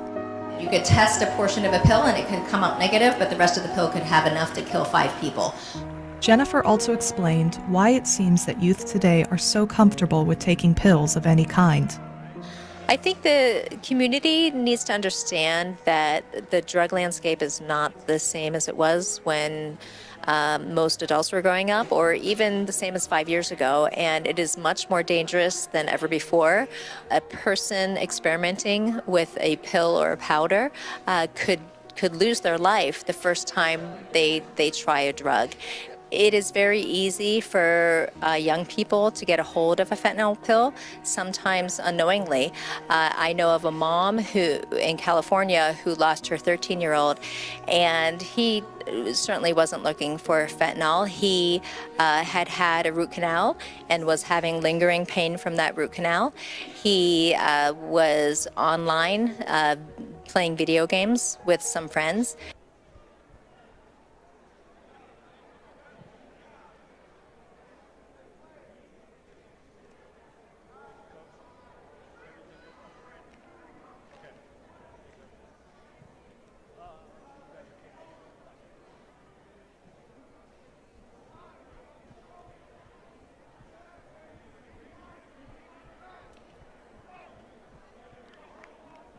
Score, it's the surprising Simpson Redhawks with a 2-point lead. Looking over some of the stats from the first half, Simpson piling up 187 yards of total offense through the game's first 30 minutes. Charlie, they came in averaging 196 yards of offense per game. They're just about to that number at the halfway point of this game. They've run nearly twice as many plays as the Bearcats. They put nearly twice as many yards on the board as the Bearcats, yet they only have a 2-point lead. The Bearcats have done just enough to hang tough with this very, very upstart Simpson team. And you got to give the defense credit as you look down time of possession, 21 minutes, 22 almost to 8 for the Bearcats. So the offense for Simpson's been on the field quite a bit and using a nice running game between Caleb and Ezekiel Anderson and mixing it up with some passes, but a lot of times Anderson's just overthrowing his receivers due to good coverage by the Willamette secondary. And on the other side, same way. It's good secondary coverage and, making it tough to make some passes today. Caleb Anderson, Ezekiel Anderson, no relation from what I understand, combining for 121 rushing yards in that first half on 19 carries between them. Caleb Anderson also 11 of 21 through the air, just 68 yards, a pretty modest number on 21 attempts, but still he's got a touchdown mixed in as well. He was able to throw a touchdown to, I believe it was Ezekiel Anderson who caught that out of the backfield, in fact. On the other side of things for the Bearcats, it's Gabe Herrera with 7 carries, 31 yards. Alex Rivera, when he has had to move, when he's been flushed in the pocket, he's been effective, a couple of carries for 19 yards. Jarek Little, 3 carries, 11 yards. Elijah Romero piling up some numbers for this Bearcats team yet again. He's got 4 catches, 31 yards, and that touchdown to close out the action in the first half just before the first half came to a close. He's got 4 of the 5 completions out of the hand of Alex Rivera so far in this game. 11 first downs for Simpson, 8 for the Bearcats. The Bearcats deferred in the pregame meeting after the coin flip, so they will get the ball first here to start the second half. Kickoff sails downfield, right into the middle of the field, handled at the 10. Big burst of speed from there, across the 30. Brought down near the numbers here on the near side at about the 33-yard line. So a nice opening return, setting up the Bearcats with some favorable field position to begin the second half. Yeah, Shaquille Brookins on the coverage there. Good stop, but again, good field position for the Bearcats to start things off. Trailing by 2, trying to get a second half strike here, trying to take the lead for the first time this afternoon. It's Rivera and Herrera in the backfield to open things up here at the onset of the third quarter. A little miscommunication on the defensive side for Simpson. They get their guys on the field. Inside give. This is Herrera on the carry. Stood up and stoned after a gain maybe of 2. They'll mark him down actually at the 36, so a gain of 3 on the first play of the second half for the Bearcats. Yeah, he definitely had to work for that as he ran into a wall of white shirts on the right side of the line. They just drove him back a little bit. Trajan Clark split out wide here on the near side. This is Alex Rivera on the keeper. Got a couple on it, but just no way to get around to the outside. Good containment there by the Red Hawk defense to close in on him, not to give him too much. They're going to be looking at 3rd down and about 2 to get that first down. Herrera's still in the backfield. A little misdirection on that last play. Fake the handoff to the right. Try to pull the defense to the Gabe Herrera side. Opening things up a little bit for Alex Rivera on the left. On 3rd down, it's another running play. This time it is Gabe Herrera hauled down from behind, but not before he picks up a first down and much more out near midfield. So 3 running plays for the Bearcats. Each of them netting good yardage. And the Bearcats now in business at midfield. And the Redhawks bring in a linebacker on the blitz there, but a nice block by Dayton Roberts to spring him, open up that hole. That was a good pickup on the outside. Romero here on the near side. 4th consecutive run on the draw play for the Bearcats. Look at Gabe Herrera still trying to fight for yards. Now Simpson says they have the football.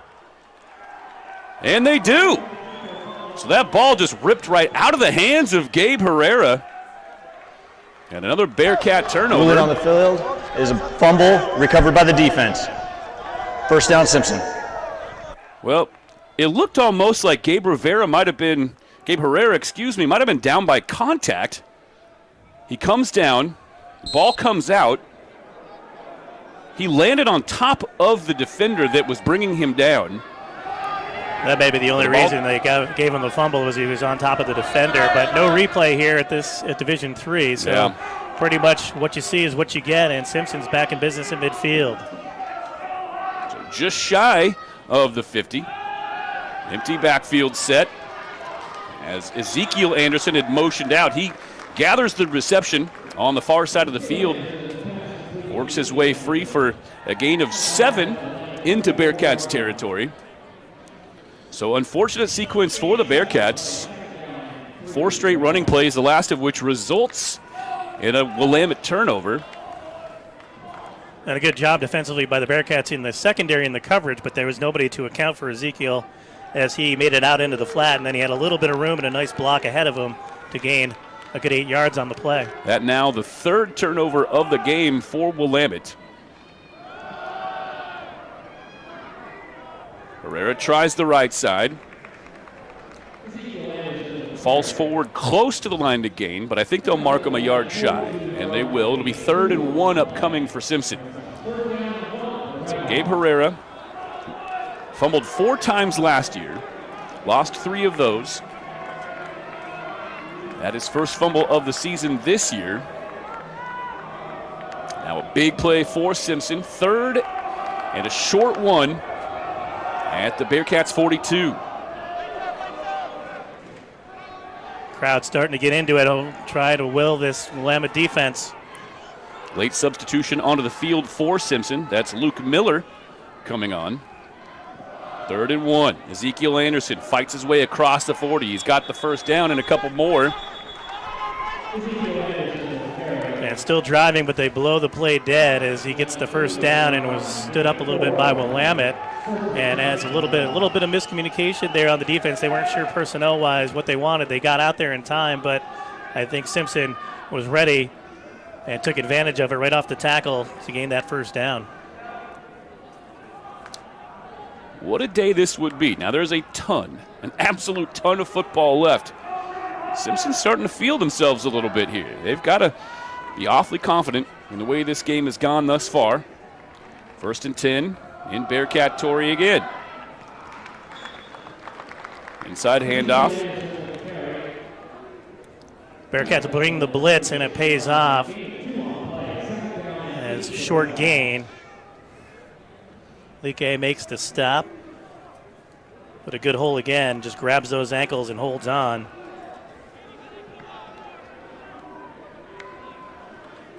And again, it's really just not a lot of variety in this offense. It's either Anderson or Anderson pretty much running the ball.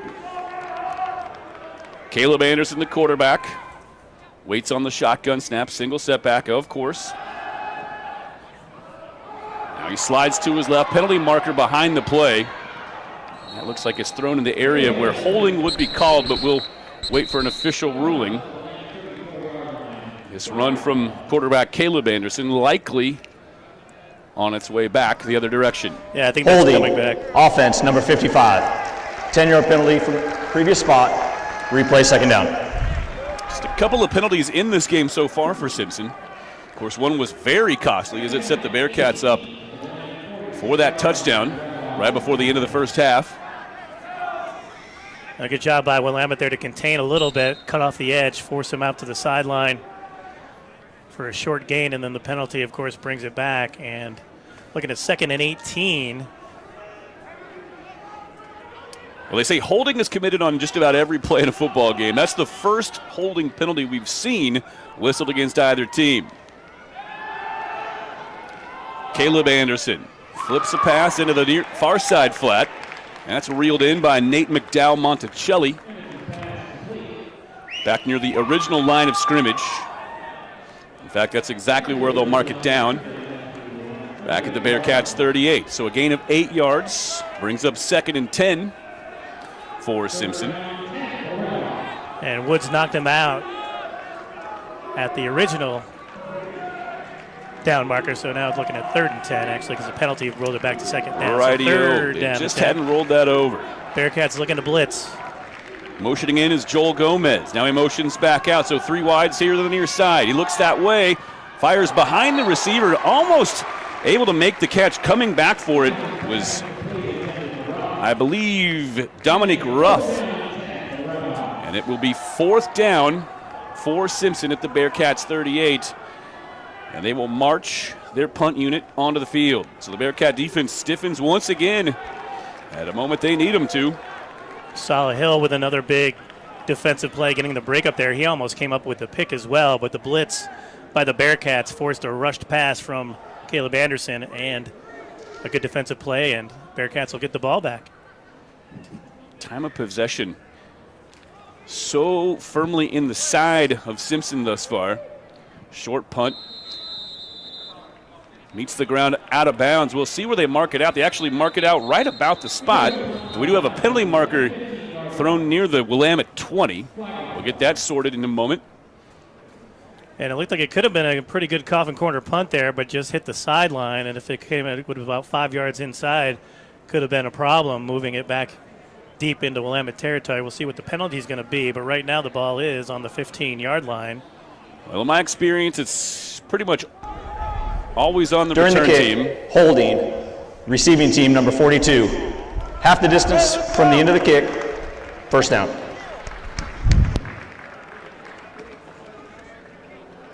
And so it is a hold. That'll be 1st and 10 for the Bearcats. They will mark it all the way back inside the 10 at the 7. And it's from there, pinned deep in their own territory. So not quite the coffin corner punt that Simpson got out of it, but not traditional anyway. A holding call on the return pushes the Bearcats back inside their own 10, and on 1st down, Jarek Little has some space outside. Gets his way to the far side boundary. Forced out of bounds out near the 30-yard line. Not before he gains 24 yards on 1st down. Look at the burst of speed out of the backfield. Jarek Little turns on the Jets. One man to beat. Fortunate for Simpson that David Delgado was holding it down. Last line of defense for Simpson, but the Bearcats now with some breathing room. Little takes another handoff. This time wrestled down after a gain of 3. They actually marked him down at the 28. So that was a gain of 21, not 24. That gain of 3 marks him down.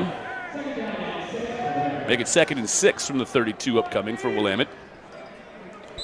And again, Simpson seems content with just their 4 down linemen up front putting the pressure on. And again, they're not really looking to get penetration. They're just trying to hold the line of scrimmage and see where the running backs are going. Then the linebackers are coming up to finish the job. Nice job here on this drive with Willamette getting a couple nice runs. Pistol formation this time for the Bearcats. 2 wides to the near side, 1 to the far side. Straight give up the gut. And Simpson all over that. Back to the line of scrimmage, but not much more. No gain on the play. Brings up 3rd and 6 now for Willamette at the 32. It looked like Trent Kingston, he did get some penetration on that one, moves him back a little bit.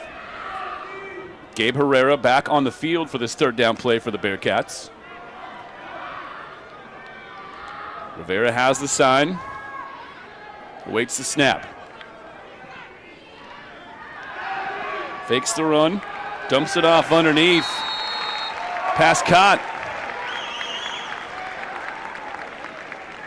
That Thomas Ordonez reeling that one in. I believe it was. That was, but just nowhere to go with it. Yep. And now 4th down for the Bearcats as the teams are going to trade punts. And both teams seem pretty content with the run game. Definitely run heavy on both sides. They tried to get something there into the flat, but good coverage.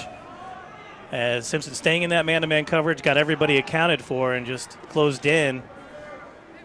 So Rivera checks down to the safety valve. Not much doing there. Low snap, handled. Kick is away. Nice job from Beswick Seidel to get that one off. And a fair catch called for and reeled in at the Simpson 33-yard line. little trouble on that snap. That snap actually landed about a yard and a half in front of Beswick Seidel, but he picked it off the turf. Took one step to his right and a nice kick downfield. That could have been disastrous for the Bearcats if he hadn't been able to compose back there and get that kick away. Yeah, Instead, Simpson will take over at their own 28. Yeah, did get a nice job of getting a solid kickoff, just didn't get it away. And then Bearcats got a little lucky there as they had a guy pretty much in the face of the return man. They could have got a catch interference there, but no call.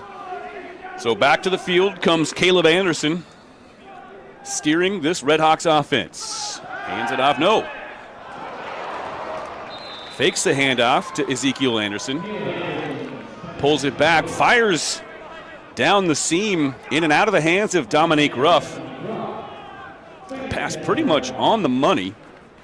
And again, yeah, he just found that seam in that defense. He was wide open, just couldn't haul it in. Pretty good pass there by Caleb Anderson to put it on target, but just couldn't hold on. Anderson has shown a pretty broad skill set so far in this game. He's got some arm strength. He's obviously pretty dangerous with his feet. He's done a fine job with this Redhawks offense so far today.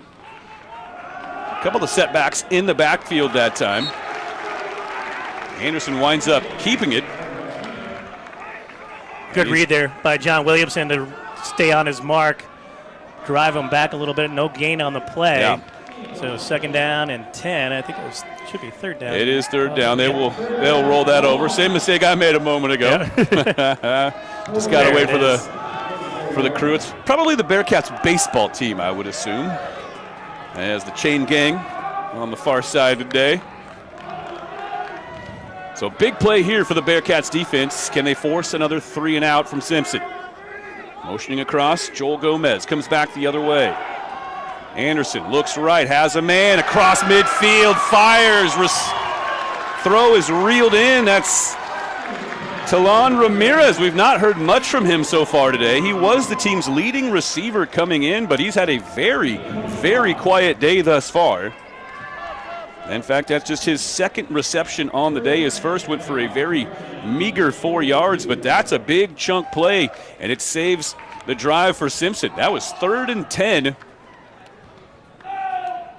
And now that's a 30-yard play into Bearcats territory. Yeah, Red Hawk receivers starting to find those seams as Willamette still in man-to-man coverage, but not quite closing down. Exactly 30 yards on that one. Here's Ezekiel Anderson. Has some space, gets into the next level. He's inside the 25, tripped up. Not after he picks up nearly 20 yards on 1st down for Simpson. And once again, the Redhawks on the offensive side of the ball, playing very composed, clean football. And I think that last completion kind of forced the linebackers / cornerbacks of the Bearcat defense to kind of hold off a little bit. They didn't attack the run as much as they have been earlier on, and that gave Anderson a little bit of room to get ahead of steam. Simpson just outside the red zone yet again. Caleb Anderson with Ezekiel Anderson to his right. The handoff is to Ezekiel Anderson. Not much doing, and a flag flies in on the backside of the play. It's likely another hold going against the Redhawks, but Holding, offense number 56. 10-yard penalty from the previous spot. Replay 1st down. Javi Rodriguez making the stop, a nice straight-up tackle, and another penalty, which will move Simpson back. And Simpson's really kind of hurting themselves a lot of times in these last few drives, going back to the 2nd quarter with the penalties. Well, a moment ago, I mentioned that we hadn't seen a single holding call, and since then, Charlie, we've had about 10, maybe 11 plays on the field, 3 of which have had a holding call whistled on the play. Well, there you go. 2nd and 20 now. Make it 1st and 20. And Caleb Anderson dials up his own number. Fighting his way toward the edge. Bearcats do a nice job setting the edge. They chase him out of bounds, but Caleb Anderson able to get some of that penalty yardage back.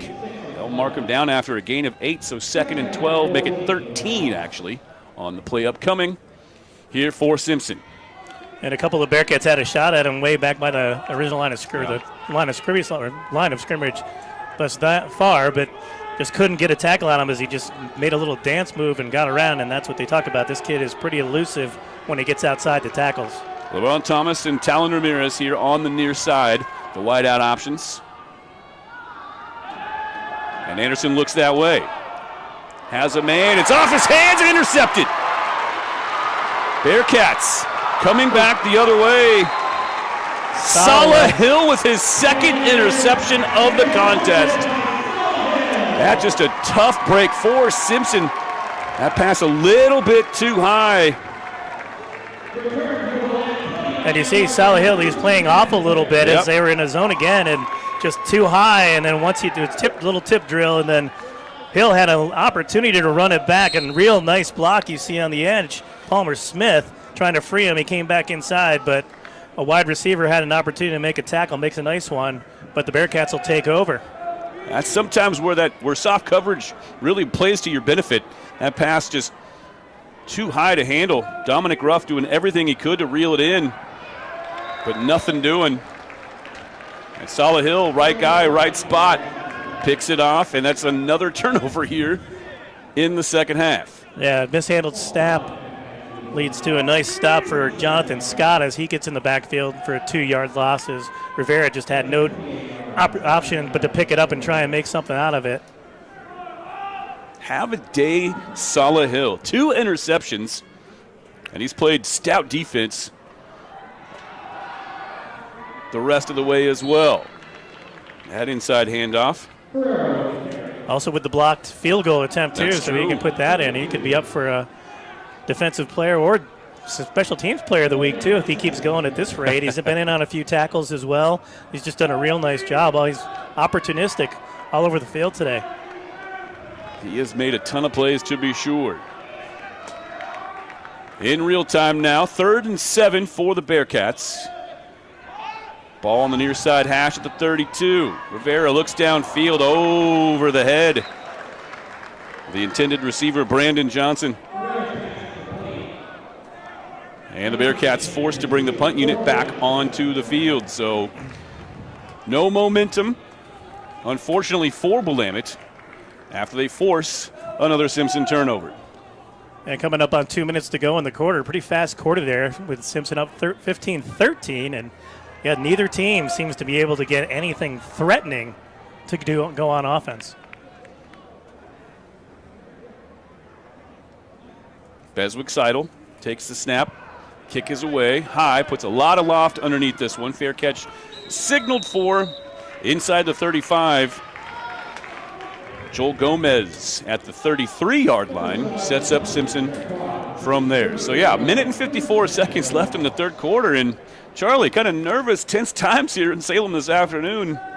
Is Simpson going to pull the shocker and win this contest, give them their first ever victory in program history? This is going to be an exciting, 14 minutes to go here in this game. And Willamette's, they don't really care about what happens. Your mindset, they've been losing. Maybe they can come in and get a big win here against Simpson, but they just want to come out with a victory, and they don't care how it happens. Exactly. At this point, just get out of here with the win. Caleb Anderson, a couple guys running the same route. One of them just winds up on top of the other. You can almost credit the teammate there. Yeah, Ramirez almost made the tackle on his tight end, and it was also 10 on the other side with Palmer Smith coming in to make the stop. But, yeah, it was miscommunication for Simpson results in a 1-yard loss on that play. So 2nd and 11 now for the Redhawks. Kind of some Keystone Cops on that one. So mark it down at the 32 on the far side hash. Caleb Anderson, who's been very composed in this game. A couple of his throws have misfired for sure, but he's played very, very well. Empty backfield now and a design run for Caleb Anderson. Makes the first man miss, but he's tracked down from behind and spilled after a 2-yard gain. So it'll bring up 3rd and long for Simpson. Call it 3rd and 9 at their own 34. Yeah, good read again by Rodriguez as they were ready, dropping into pass coverage, but then immediately read the run, came up and made the stop, a short gain, barely a yard on it. 3rd down, and again, Simpson's now staring at a 4th and out. They can't convert. Bearcats change some personnel. Bring in a couple more D-backs. Be interesting to see if Sean Daniels, head coach of Simpson, plays it conservative here or tries to pick up this first down. Caleb Anderson drops back from his own 25, plants his feet, fires into the slot, has a man across the middle, working his way back upfield. Nate McDowell Monticelli. Another big play on 3rd and long for Simpson. That is the second time in a row on 3rd and 9 or longer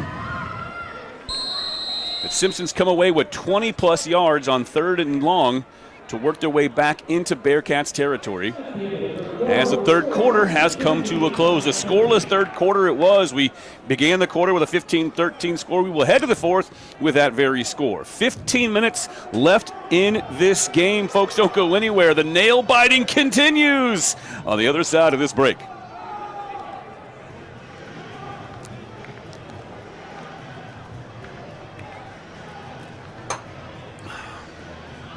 This is really weird.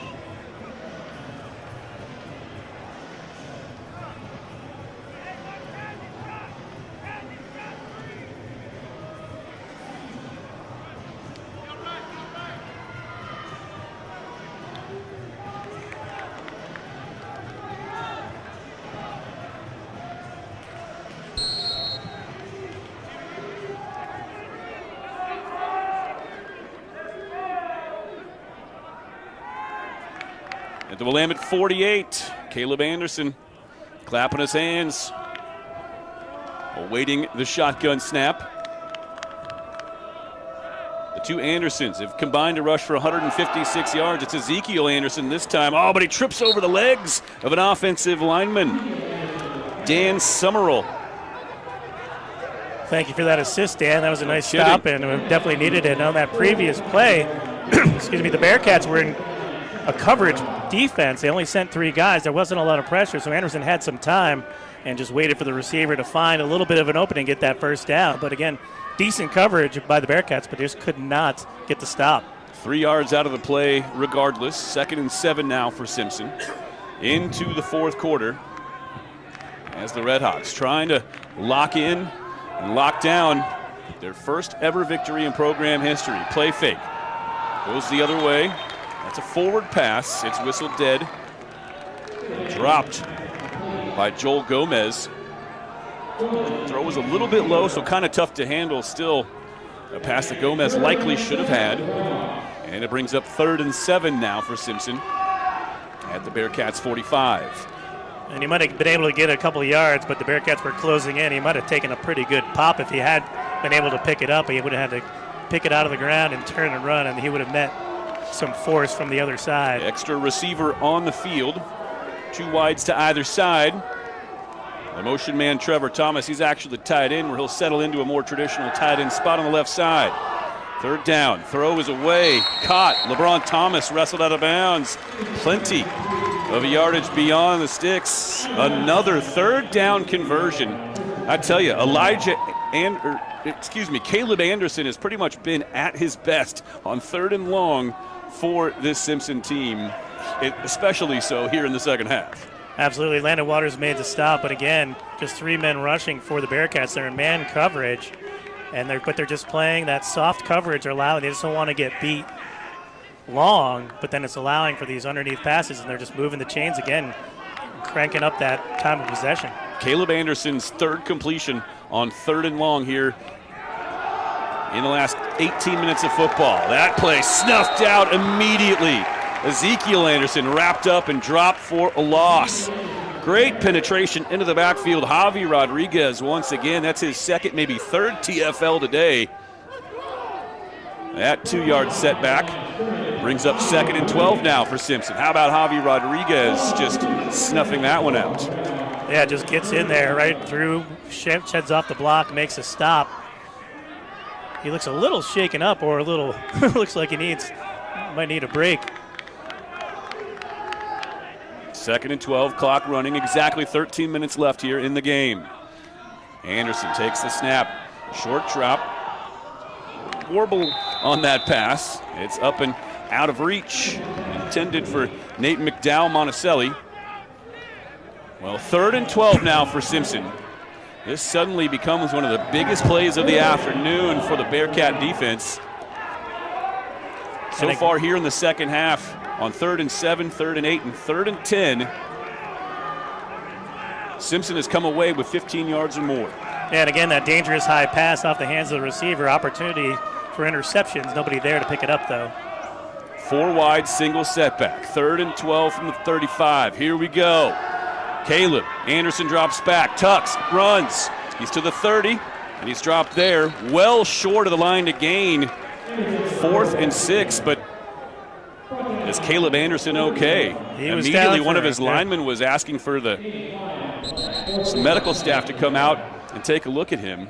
And he'll go back down again as he tried to get up, said he was okay. He goes back down. Timeout for an injured player.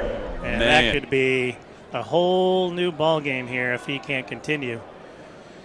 Well, we will step away for just a moment here on the broadcast. Let's all hope that Caleb Anderson is okay. We'll be right back.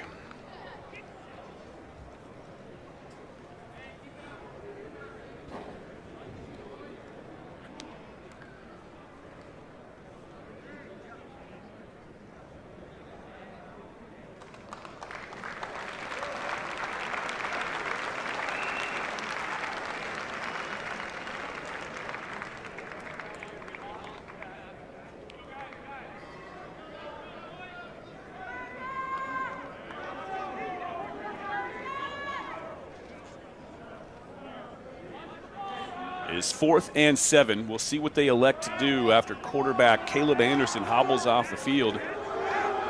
He's definitely favoring that right leg. Let's hope he's okay. It is 4th and 7, and Adrian Perez, a 5'10 freshman from Long Beach, takes over at quarterback.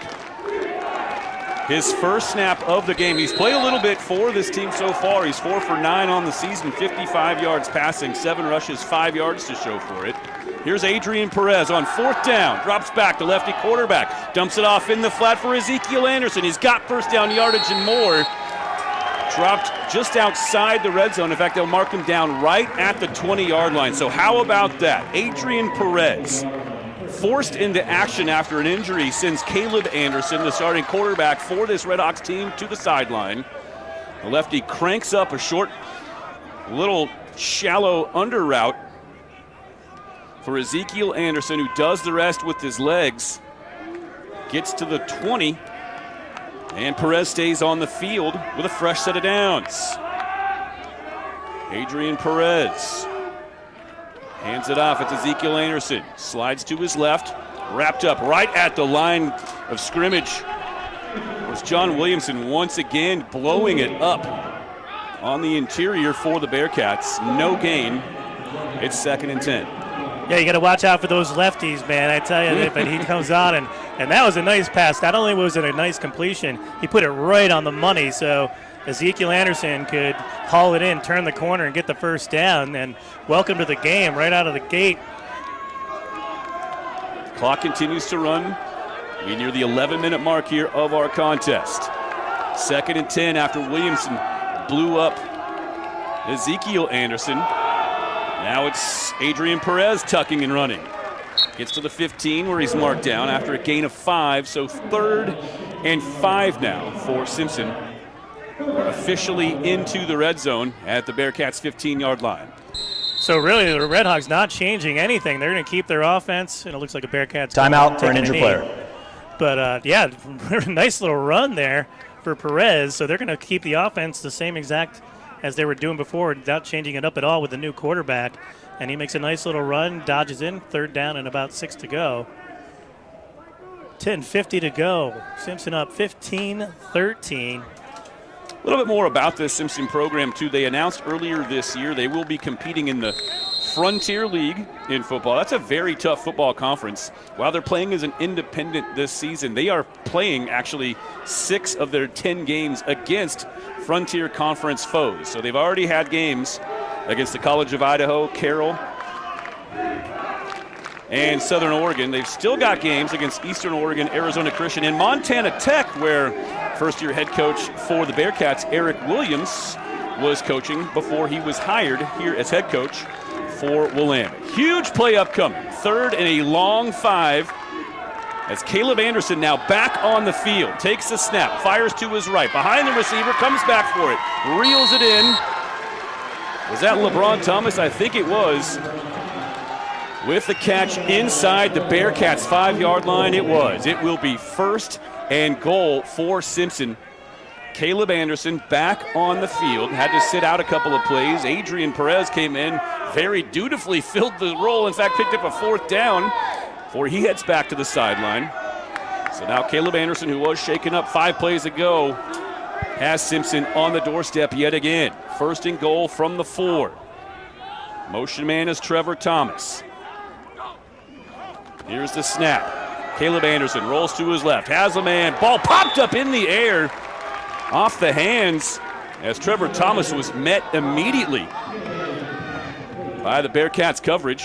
Was that Hill knocking that away? It might have been. I think it was. I think it was Hill again on that big stick. And, yeah, great timing there and a good play once again to stop a potential touchdown. If he misses that, he's probably going to get into the end zone. But, again, yeah, Hill on the outside. Bearcats back to man-to-man coverage, a little tighter now that they're inside the 5. We'll see if Anderson and this Redhawks offense go back to the ground on 2nd and goal. Nope, they'll roll him out to the left.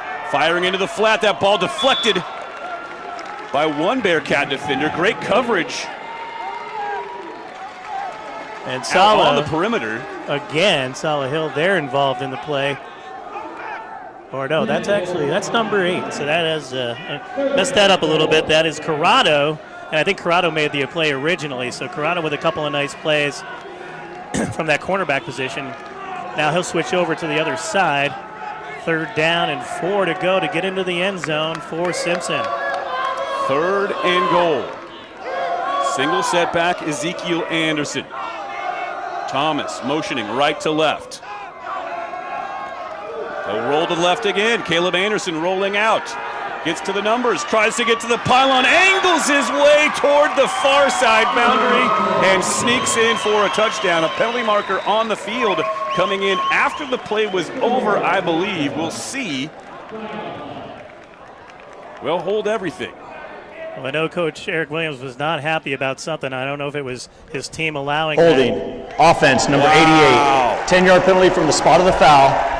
Replay, 3rd down. Well, so the reason I thought that flag might have been after the play, it took the referee a couple extra moments to get it out of his back pocket and drop it on the field.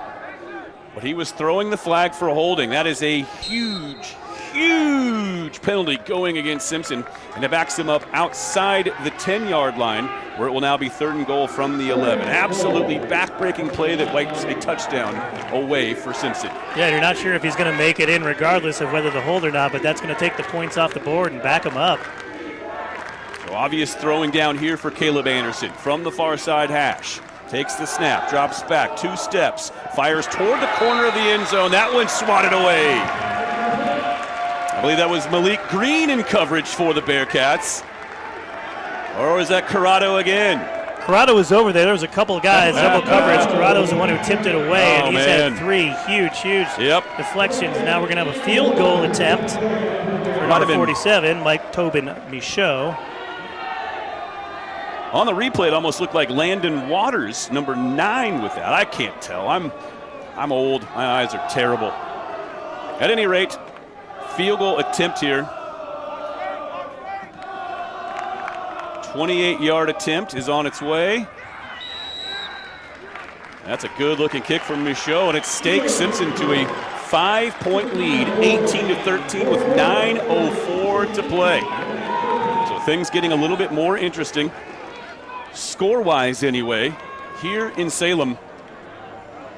And you really got to think that that's going to take, a field goal off the table at this point with 9 minutes to go. The way the offense has been going, you got to try and get in the end zone. I don't know as if you're going to be able to settle for a field goal, depending on how long this drive takes you. And then I was a little surprised that Simpson threw the ball so much on that last series, especially when they got down close to the end zone with the success they've had with the Anderson twins running, not really twins, but the Anderson combo running the ball, content to throw the ball. And then how they score was Anderson wheeling out and scrambling in for the touchdown. Well, the funny thing about you calling them twins, they have identical 81 yards rushing today, each of them. Between them, 162. It's 81 apiece. So they are virtual twins, at least on the stat sheet right now. And it is Simpson with a 5-point lead. It's nervous times definitely settling in over the Willamette faithful here on a beautiful day, not far from the Willamette campus. As the kickoff is away, right down the middle of the field, fielded just inside the 5-yard line, brought out across the 15, spilled there. Great open field tackle, great pursuit downfield. That might have been Makai James. I think it was James and Cabrera both, 25 and 26, in on that tackle. And good coverage as they kind of came down, Gunners untouched, and really nowhere for the return to go except into that Simpson defense. Well, not a ton of success throwing the ball for the Bearcats today. Just 6 of 12 is Alex Rivera, and has only gotten 32 yards out of the deal. He's got the touchdown, but a couple of picks as well. Gut check time for the Bearcats. Rivera takes the snap. Floats a pass here down the near side. Has a man with some space off his defender. That is Trajan Clark. The safety was coming over and might have spooked Clark just enough. As Trajan Clark had great separation on that play. The ball just a little bit underthrown. But I thought Clark had an opportunity to work his way back for that pass. I think he did 4-man front for Simpson, then man coverage with the safety coming over to double. I think you're right. Last second he saw the shadow out of his eye and couldn't quite pull in the pass. Would have been a massive play for the Bearcats. Now here's Rivera on 2nd down. Tucks and runs out to the 25. Nice gain on 2nd down. Makes it a very manageable 3rd and either a long 2 or a short 3 for the Bearcats as Rivera gets it done with his feet. And he takes a hit, too. He reads a nice block there by Thomas and then comes in and doesn't give up. He takes on the linebacker, gains in a couple extra yards to make it 3rd and 2. Got to get to the 28. Handoff. Gabe Herrera on the carry. Gets through the initial contact. I thought he was going to be bottled up right at about the line to gain. Instead, somehow squirts free and works his way out to the 40-yard line. So it looked for all the world like that play was about to come to its end, and Herrera, out of nowhere, just bounces free, gains another 12 yards out of the action, pinballs his way out toward the 40, and now the Bearcats with a fresh set of downs. Handoff to Herrera. Met instantly at the line by Daniel Miles, but fights forward yet again. And they'll credit him with a gain of 1. They'll spot it down at the 41-yard line. Simpson defender a little bit slow to get up. And one looks like he'll stay down for a little bit. And looks like a lot of these guys look like they timeout for an injured player. Might be cramping up, and I think that might be what happened to Caleb Anderson too. And that that's what we were worried about, hydration here late in the game, and then maybe those missed tackles could have a part play in that as well. So Charlie, you had alluded to this kind of early way back in the broadcast that head coach Eric Williams for this Willamette team has a relationship with a guy or two over on the Simpson side. Garrett Sandow, who's the quarterback's coach for this Simpson team. They coached together at San Jose State, Eric Williams and Garrett Sandow. So some familiarity there. What I understand, Garrett Sandow was a graduate assistant during Coach Williams' time at San Jose State. Eric Williams is a really decorated football guy. He's a football lifer. We're going to talk a lot about all of his accomplishments, all of his bona fides as the season wears on. Now Rivera cranks one deep, has a man, underthrows it just a little, and Trajan Clark, it trickles off his fingertips. He had to come back for that pass. Slowed down just a little bit. Tried to reel it in at about the 20-yard line. Had one-on-one coverage, just got a step break, got away from him, and a great ball by Rivera. Put it right where he needed to be, just out of his reach. He tried to tip it back to himself, and he would have most likely been able to get into the end zone. There wasn't anybody there as the far side corner was coming in pursuit, but I don't know if he would have been able to catch him. Instead, it's 3rd and 9 from the Bearcats 41. Rivera drops back, forced to scramble, slides left, fires downfield into coverage, and it goes over everyone's heads. And the punt unit for the Bearcats forced back onto the field. So Simpson stiffens when they had to. And you really can't risk going for it here, 4th and 9, way too much to gain. Yep. They still have 3 timeouts plus the 2-minute timeout, so you got 4 timeouts essentially does Willamette to try and get a stop, get the ball back. Eric Williams will turn things back over to his defense, has a lot of trust, a lot of faith in that squad. Let's see if they can force a 3-and-out from Simpson on this next possession.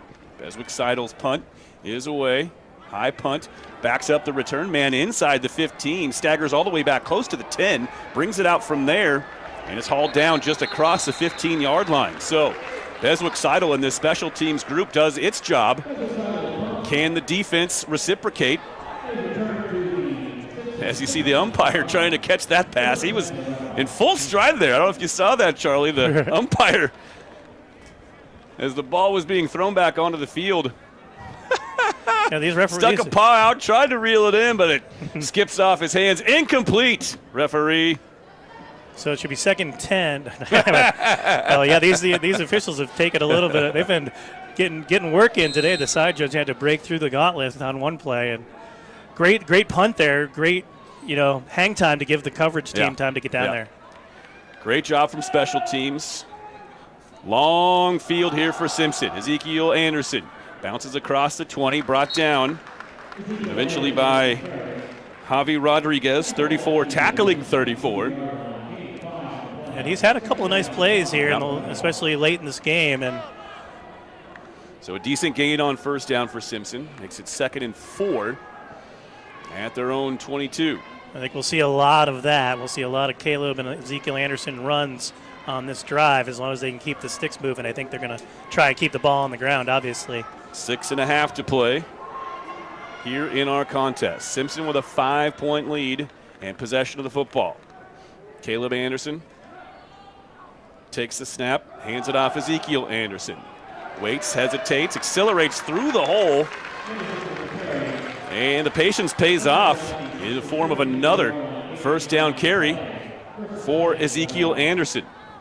And linebacker's up a little bit, but not getting there quick enough to get it before the 1st down, and still in that 4-2 man coverage. May have to look to try and maybe mix it up, bring a blitz or two here, as you know they're going to run the ball. Ezekiel Anderson with that carry now just 4 yards shy of a 100-yard rushing performance. 19 carries, 96 yards. 1st and 10 for Simpson at their own 32. Caleb Anderson takes the snap, hands it off for Ezekiel. Met at the line of scrimmage and brought down behind it, I believe. There's, going to be a 2-yard loss on that play. Yeah, coming in there, Austin Payne, I think, made the initial hit as Simpson went with a tighter formation. Willamette put 5 on the line, and they ran right into it. They will mark him behind the line of scrimmage for a loss of 1. So hold everything on Anderson's 100-yard rushing day. He's now drops back to 95 yards on the day. It's 2nd and 11 now for Simpson as we are under 5 to play at McCulloch Stadium.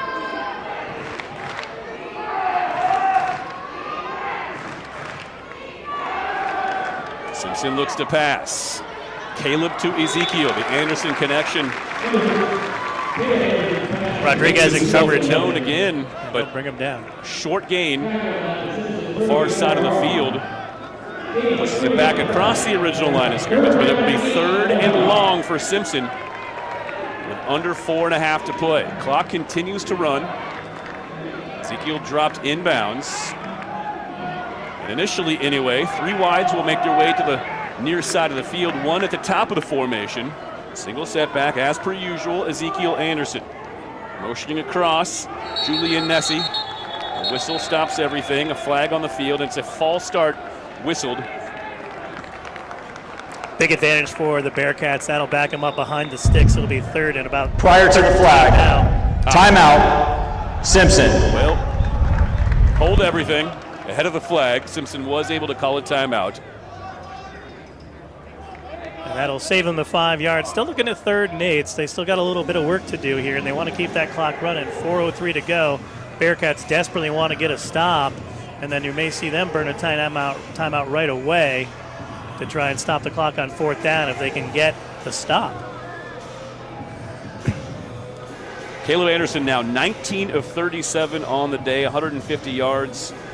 Not a very efficient day passing, but he has come up, he's dialed up some big plays when he's had to, especially here in the second half. We talked about it a couple of times. 3 different possessions for Simpson here in this second half. They've had 3rd and 7 or longer. And Caleb Anderson has been able to connect with the receiver 3 separate times to keep drives alive, get those chains moving. This is perhaps the biggest of all of those situations that the Bearcats have faced so far today. Oh, yeah. On that drive, they wanted 6 points. They were disappointed on the hold that brought it back, but that 3 points is huge now that Willamette has to get a touchdown to win this game. And granted, if they get the ball in, that's 6 points. They can do it. They don't even need the extra point, but they're going to have to score a touchdown. And before that, they've got to get a stop here. So 3rd and 8. This effectively becomes the play of the game. Can Simpson convert? Will the Bearcat defense get off the field? Caleb Anderson. 2 wides to either side. 1 motions across. Takes the snap, drops back, looks right, dumps it off in the flat. Has a man, but it's in and out of his hands. The clock will stop. As the incompletion intended for Joel Gomez. Excellent coverage from Malik Green here on the perimeter. And the Bearcats defense does its job. They clutch up, force the punt, and now with 1 tick under 4 minutes left in the game, the Bearcats are going to get the ball back with an opportunity to take the lead and perhaps win this contest. 4th and 8, high snap, taken in. That is partially blocked. I think somebody got a hand to it. It bounces down and takes a very favorable roll with time coming off the clock for Simpson. 12 seconds, in fact, do come off the clock as the ball rolls dead. I do think, Charlie, I'm not altogether sure, but it looked for all the world like a Bearcat player might have gotten a couple fingers on that ball, not enough to cleanly block it, but it sure took a funny angle off the foot. It did, and the ball looked like it was spinning kind of different too, but it also gave them that advantage on the roll. On the other thing, 3rd down, they throwing the ball, that was a great defensive play, also stopped the clock, so the Bearcats didn't really need to burn a timeout to save that extra 40 seconds. So 3:46, all 3 timeouts for the Bearcats. They take over 1st and 10 at their own 28. Well, we saw a lot of movement up front. Simpson's pointing this way, but 3 different guys jumped into the neutral zone. You can't induce a guy to jump, so I think this referees will get together and talk about it. You know what? Let's not speculate. I always get it wrong when I do this, so let's let them sort it out. So they want to talk about it because they're not thick. One guy might have had one thing. Offside the on the defense. Number 98, 5-yard penalty, still 1st down. Well, I'll give Simpson credit. They sort of tried to sell it on the Bearcats, but 3 guys and jumped right into on the top neutral zone, and you can't force a guy to move from there. Pistol formation, here's the handoff. Jarek Little, nothing doing on 1st and 5. Clock will run as Little taken down right at the line of scrimmage. So 2nd and 5 now from the 34 for the Bearcats. 3.5 minutes to go. Little gives way as Gabe Herrera comes back onto the field as a single setback. Wide receivers stacked to either side. Spread the field, handoff Rivera. Tries the middle, not much there at all. Stoned at the line of scrimmage, might have got a yard. In fact, they will mark him at the 35. So the line to gains the 38. It's going to be 3rd and 3 for the Bearcats as the clock moves under 3 minutes to play. And they did the similar thing on the drive at the end of the half. They did result in getting a touchdown, but it was getting a little nerve-wracking in there. They weren't throwing the football. Massive play for Alex Rivera and the Bearcats. Takes the snap. They set up the screen on the far side of the field. Hand tackle, staggering forward, able to pick up the first down. Love the effort there as Brandon Johnson just staggers his way just beyond the chains and moves the sticks. Fresh it out from the Bearcats now at their own 39. How did Brandon Johnson keep his feet long enough to stay upright and pick up that first down? I mean, the catch itself was amazing enough, and it was a screen pass, but boy, those Simpson players got in there pretty quick to put the pressure on Rivera. This will be the last play ahead of the 2-minute warning. Rivera takes the snap, drops back, looks right, now comes across the middle of the field and finds Johnson again. Excellent read from Alex Rivera, looked to his right, nothing was doing, but came back across the formation to his secondary read and found Brandon Johnson. That is the 2-minute timeout. Free in the seam, and the Bearcats offense clicking when it needs to once again in crunch time. 58 minutes of football have been played, only 2 minutes left to go. We will be right back. Don't you dare go anywhere.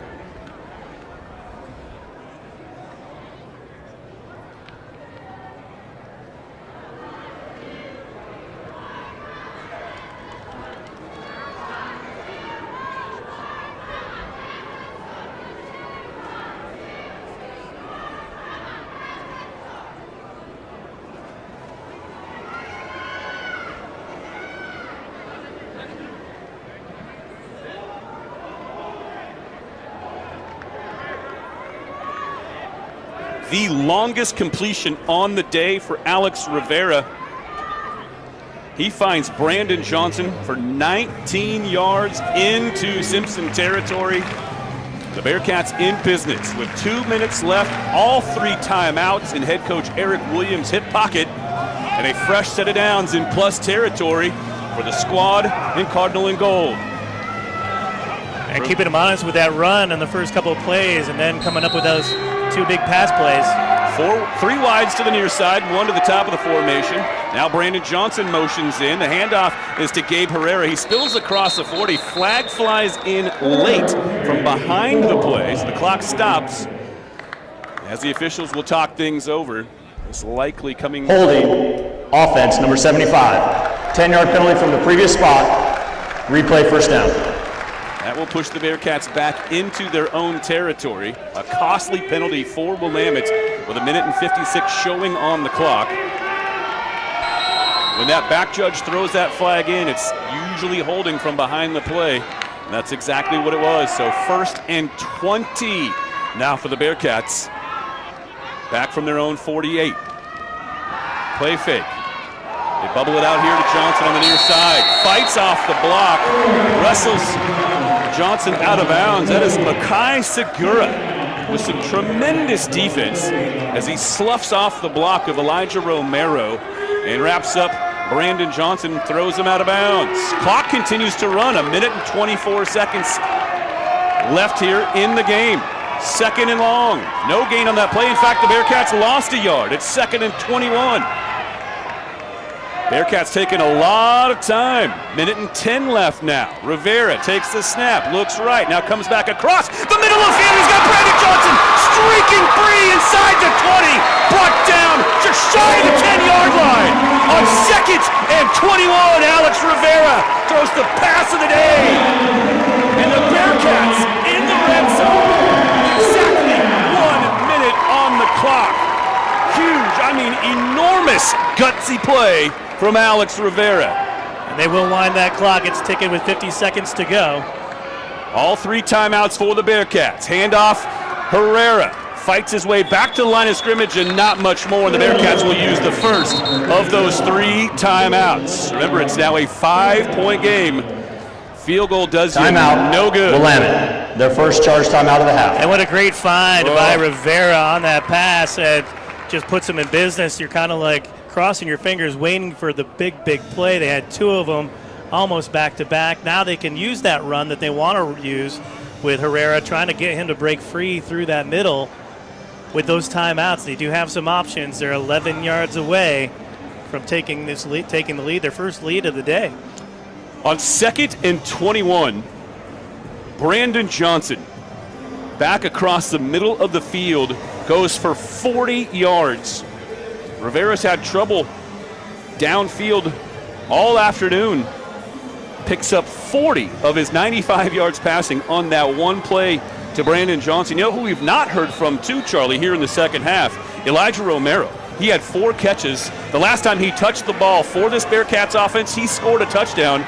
Let's see if Elijah Romero doesn't factor into the offensive plan for the Bearcats on any of the next couple of plays that they've got. Clearly it's 4-down territory. 2nd and 9 is what they face from the Simpson 11-yard line. 3 downs to play with, 2 timeouts remaining. 2 backs in the backfield, 1 motions out. Rivera on the keeper.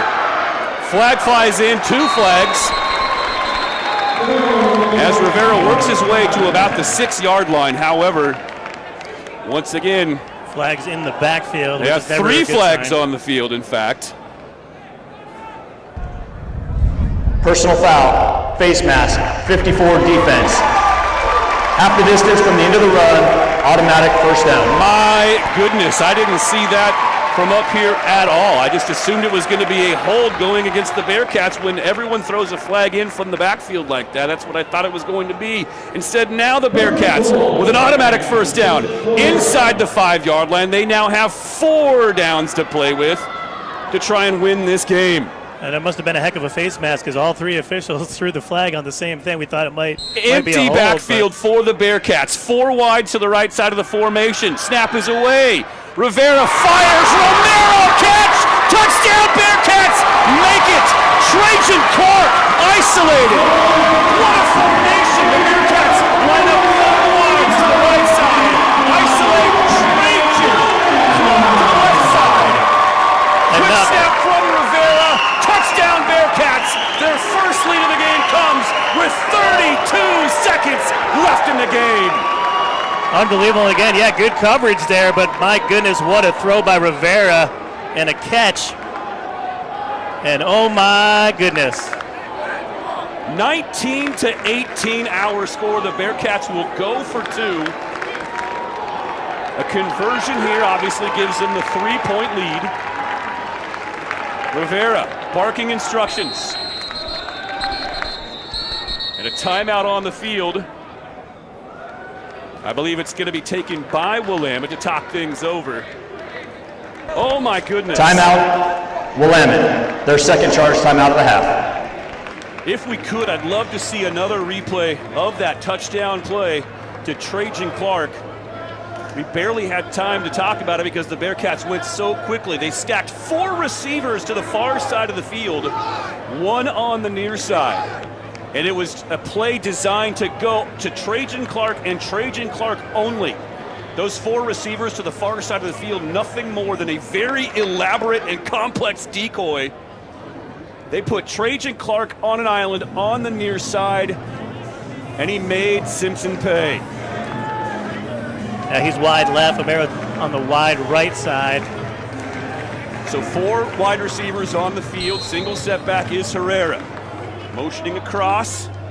Rivera looks back to the left, has the man again. It's Trajan Clark again! Scores the touchdown, but makes himself available for the 2-point conversion. And the Bearcats lead 21-18, 32 seconds away from the end of this game. And setting up that play, you see, he's like he's not going to do the same thing. He's going to go inside, and he just totally bent. Stepped outside, and then an easy catch that time. He had to reach for the last one. This one right there on the money, and oh my goodness. Yeah, 32 seconds left, Bearcats. And we said it, keep your composure, wear them down, and just make the plays when you need to make them, and that's exactly what they did. Charlie, ahead of this drive, Alex Rivera had thrown for 32 yards in this game. On that go-ahead drive, Alex Rivera completed 68 yards worth of passing. Rivera, when it matters the very most at the end of the first half and now at the end of the second half, has driven his squad down the field, and the Bearcats have punched it in. 32 seconds left in the game. Simpson has 2 timeouts remaining. Very important kickoff here for Beswick Seidel. Knocks it right down the middle of the field, drifting more toward the far side now. Fielded at the 8. Cut down! Dominic Ruff thought he had some space outside the numbers, but a spectacular open field tackle. And Simpson will have a very long field in front of them. I think that was 26 that made the tackle.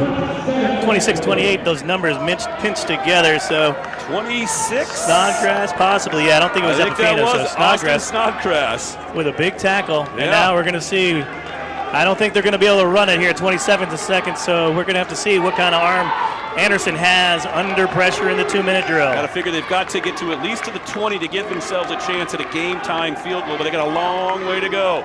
First down, Anderson drops back, steps up, fires down the middle. Pass knocked down, batted away. Reaching in, Judah Ali'ifua making the play. Local kid doing work. Let's go. Couple nice plays for Judah today as well, and yeah, a lot of these Bearcats just having moments today, putting everything together. One guy's making a play, another guy's making a play. 23 seconds left. Second down now for Simpson. Anderson looking right. That pass sails over the head of the intended receiver. Anderson dropped in the backfield as he let it go. No flags behind him. So now 3rd and 10. 19 seconds left. And now Bearcats probably going to play that soft coverage, keep everything in front of him, try to avoid any pass interference as well. Because up to this point, Anderson really hasn't proven that he can make that big kick. 3 linemen line up for this. Pocket collapses, jumps it off underneath. Not much there at all. Ezekiel Anderson scampers out of bounds, but after a nominal gain of 4 yards. So it is 4th and 6. So if nothing else, Simpson has to convert to keep the game alive. But only 14 seconds left within reach to do it. Caleb Anderson, 4th and a short 6 yards for Simpson. Takes the snap, slides to his right, under pressure, drops it off here, near the near side boundary, up and over, out of the reach of the intended receiver. Simpson turns it over on downs. They are turned away from making history here in Salem. Gut check time here at McCulloch Stadium, and the Bearcats answer the call. They are going to move to 2-1 on the season. 1 knee from Alex Rivera is all it's going to take to close out the non-conference portion of the season. Yeah, great job there on the coverage. Got a lot of pressure inside. Forced the throw early and just nowhere to go. And the Bearcats, wow, what an incredible afternoon. On the other side, the heart does break a little bit for the Simpson team. They have just been taking it on the chin in their first 4 games. Just 7 points in their first 4 games. They've given up 57.5 points per game in the process. They led. The Bearcats only had the lead for 32 seconds. 32 seconds in this game. That is sometimes how it goes in this wild game that we all love so very much. Oh my goodness. How about this win for the Bearcats though?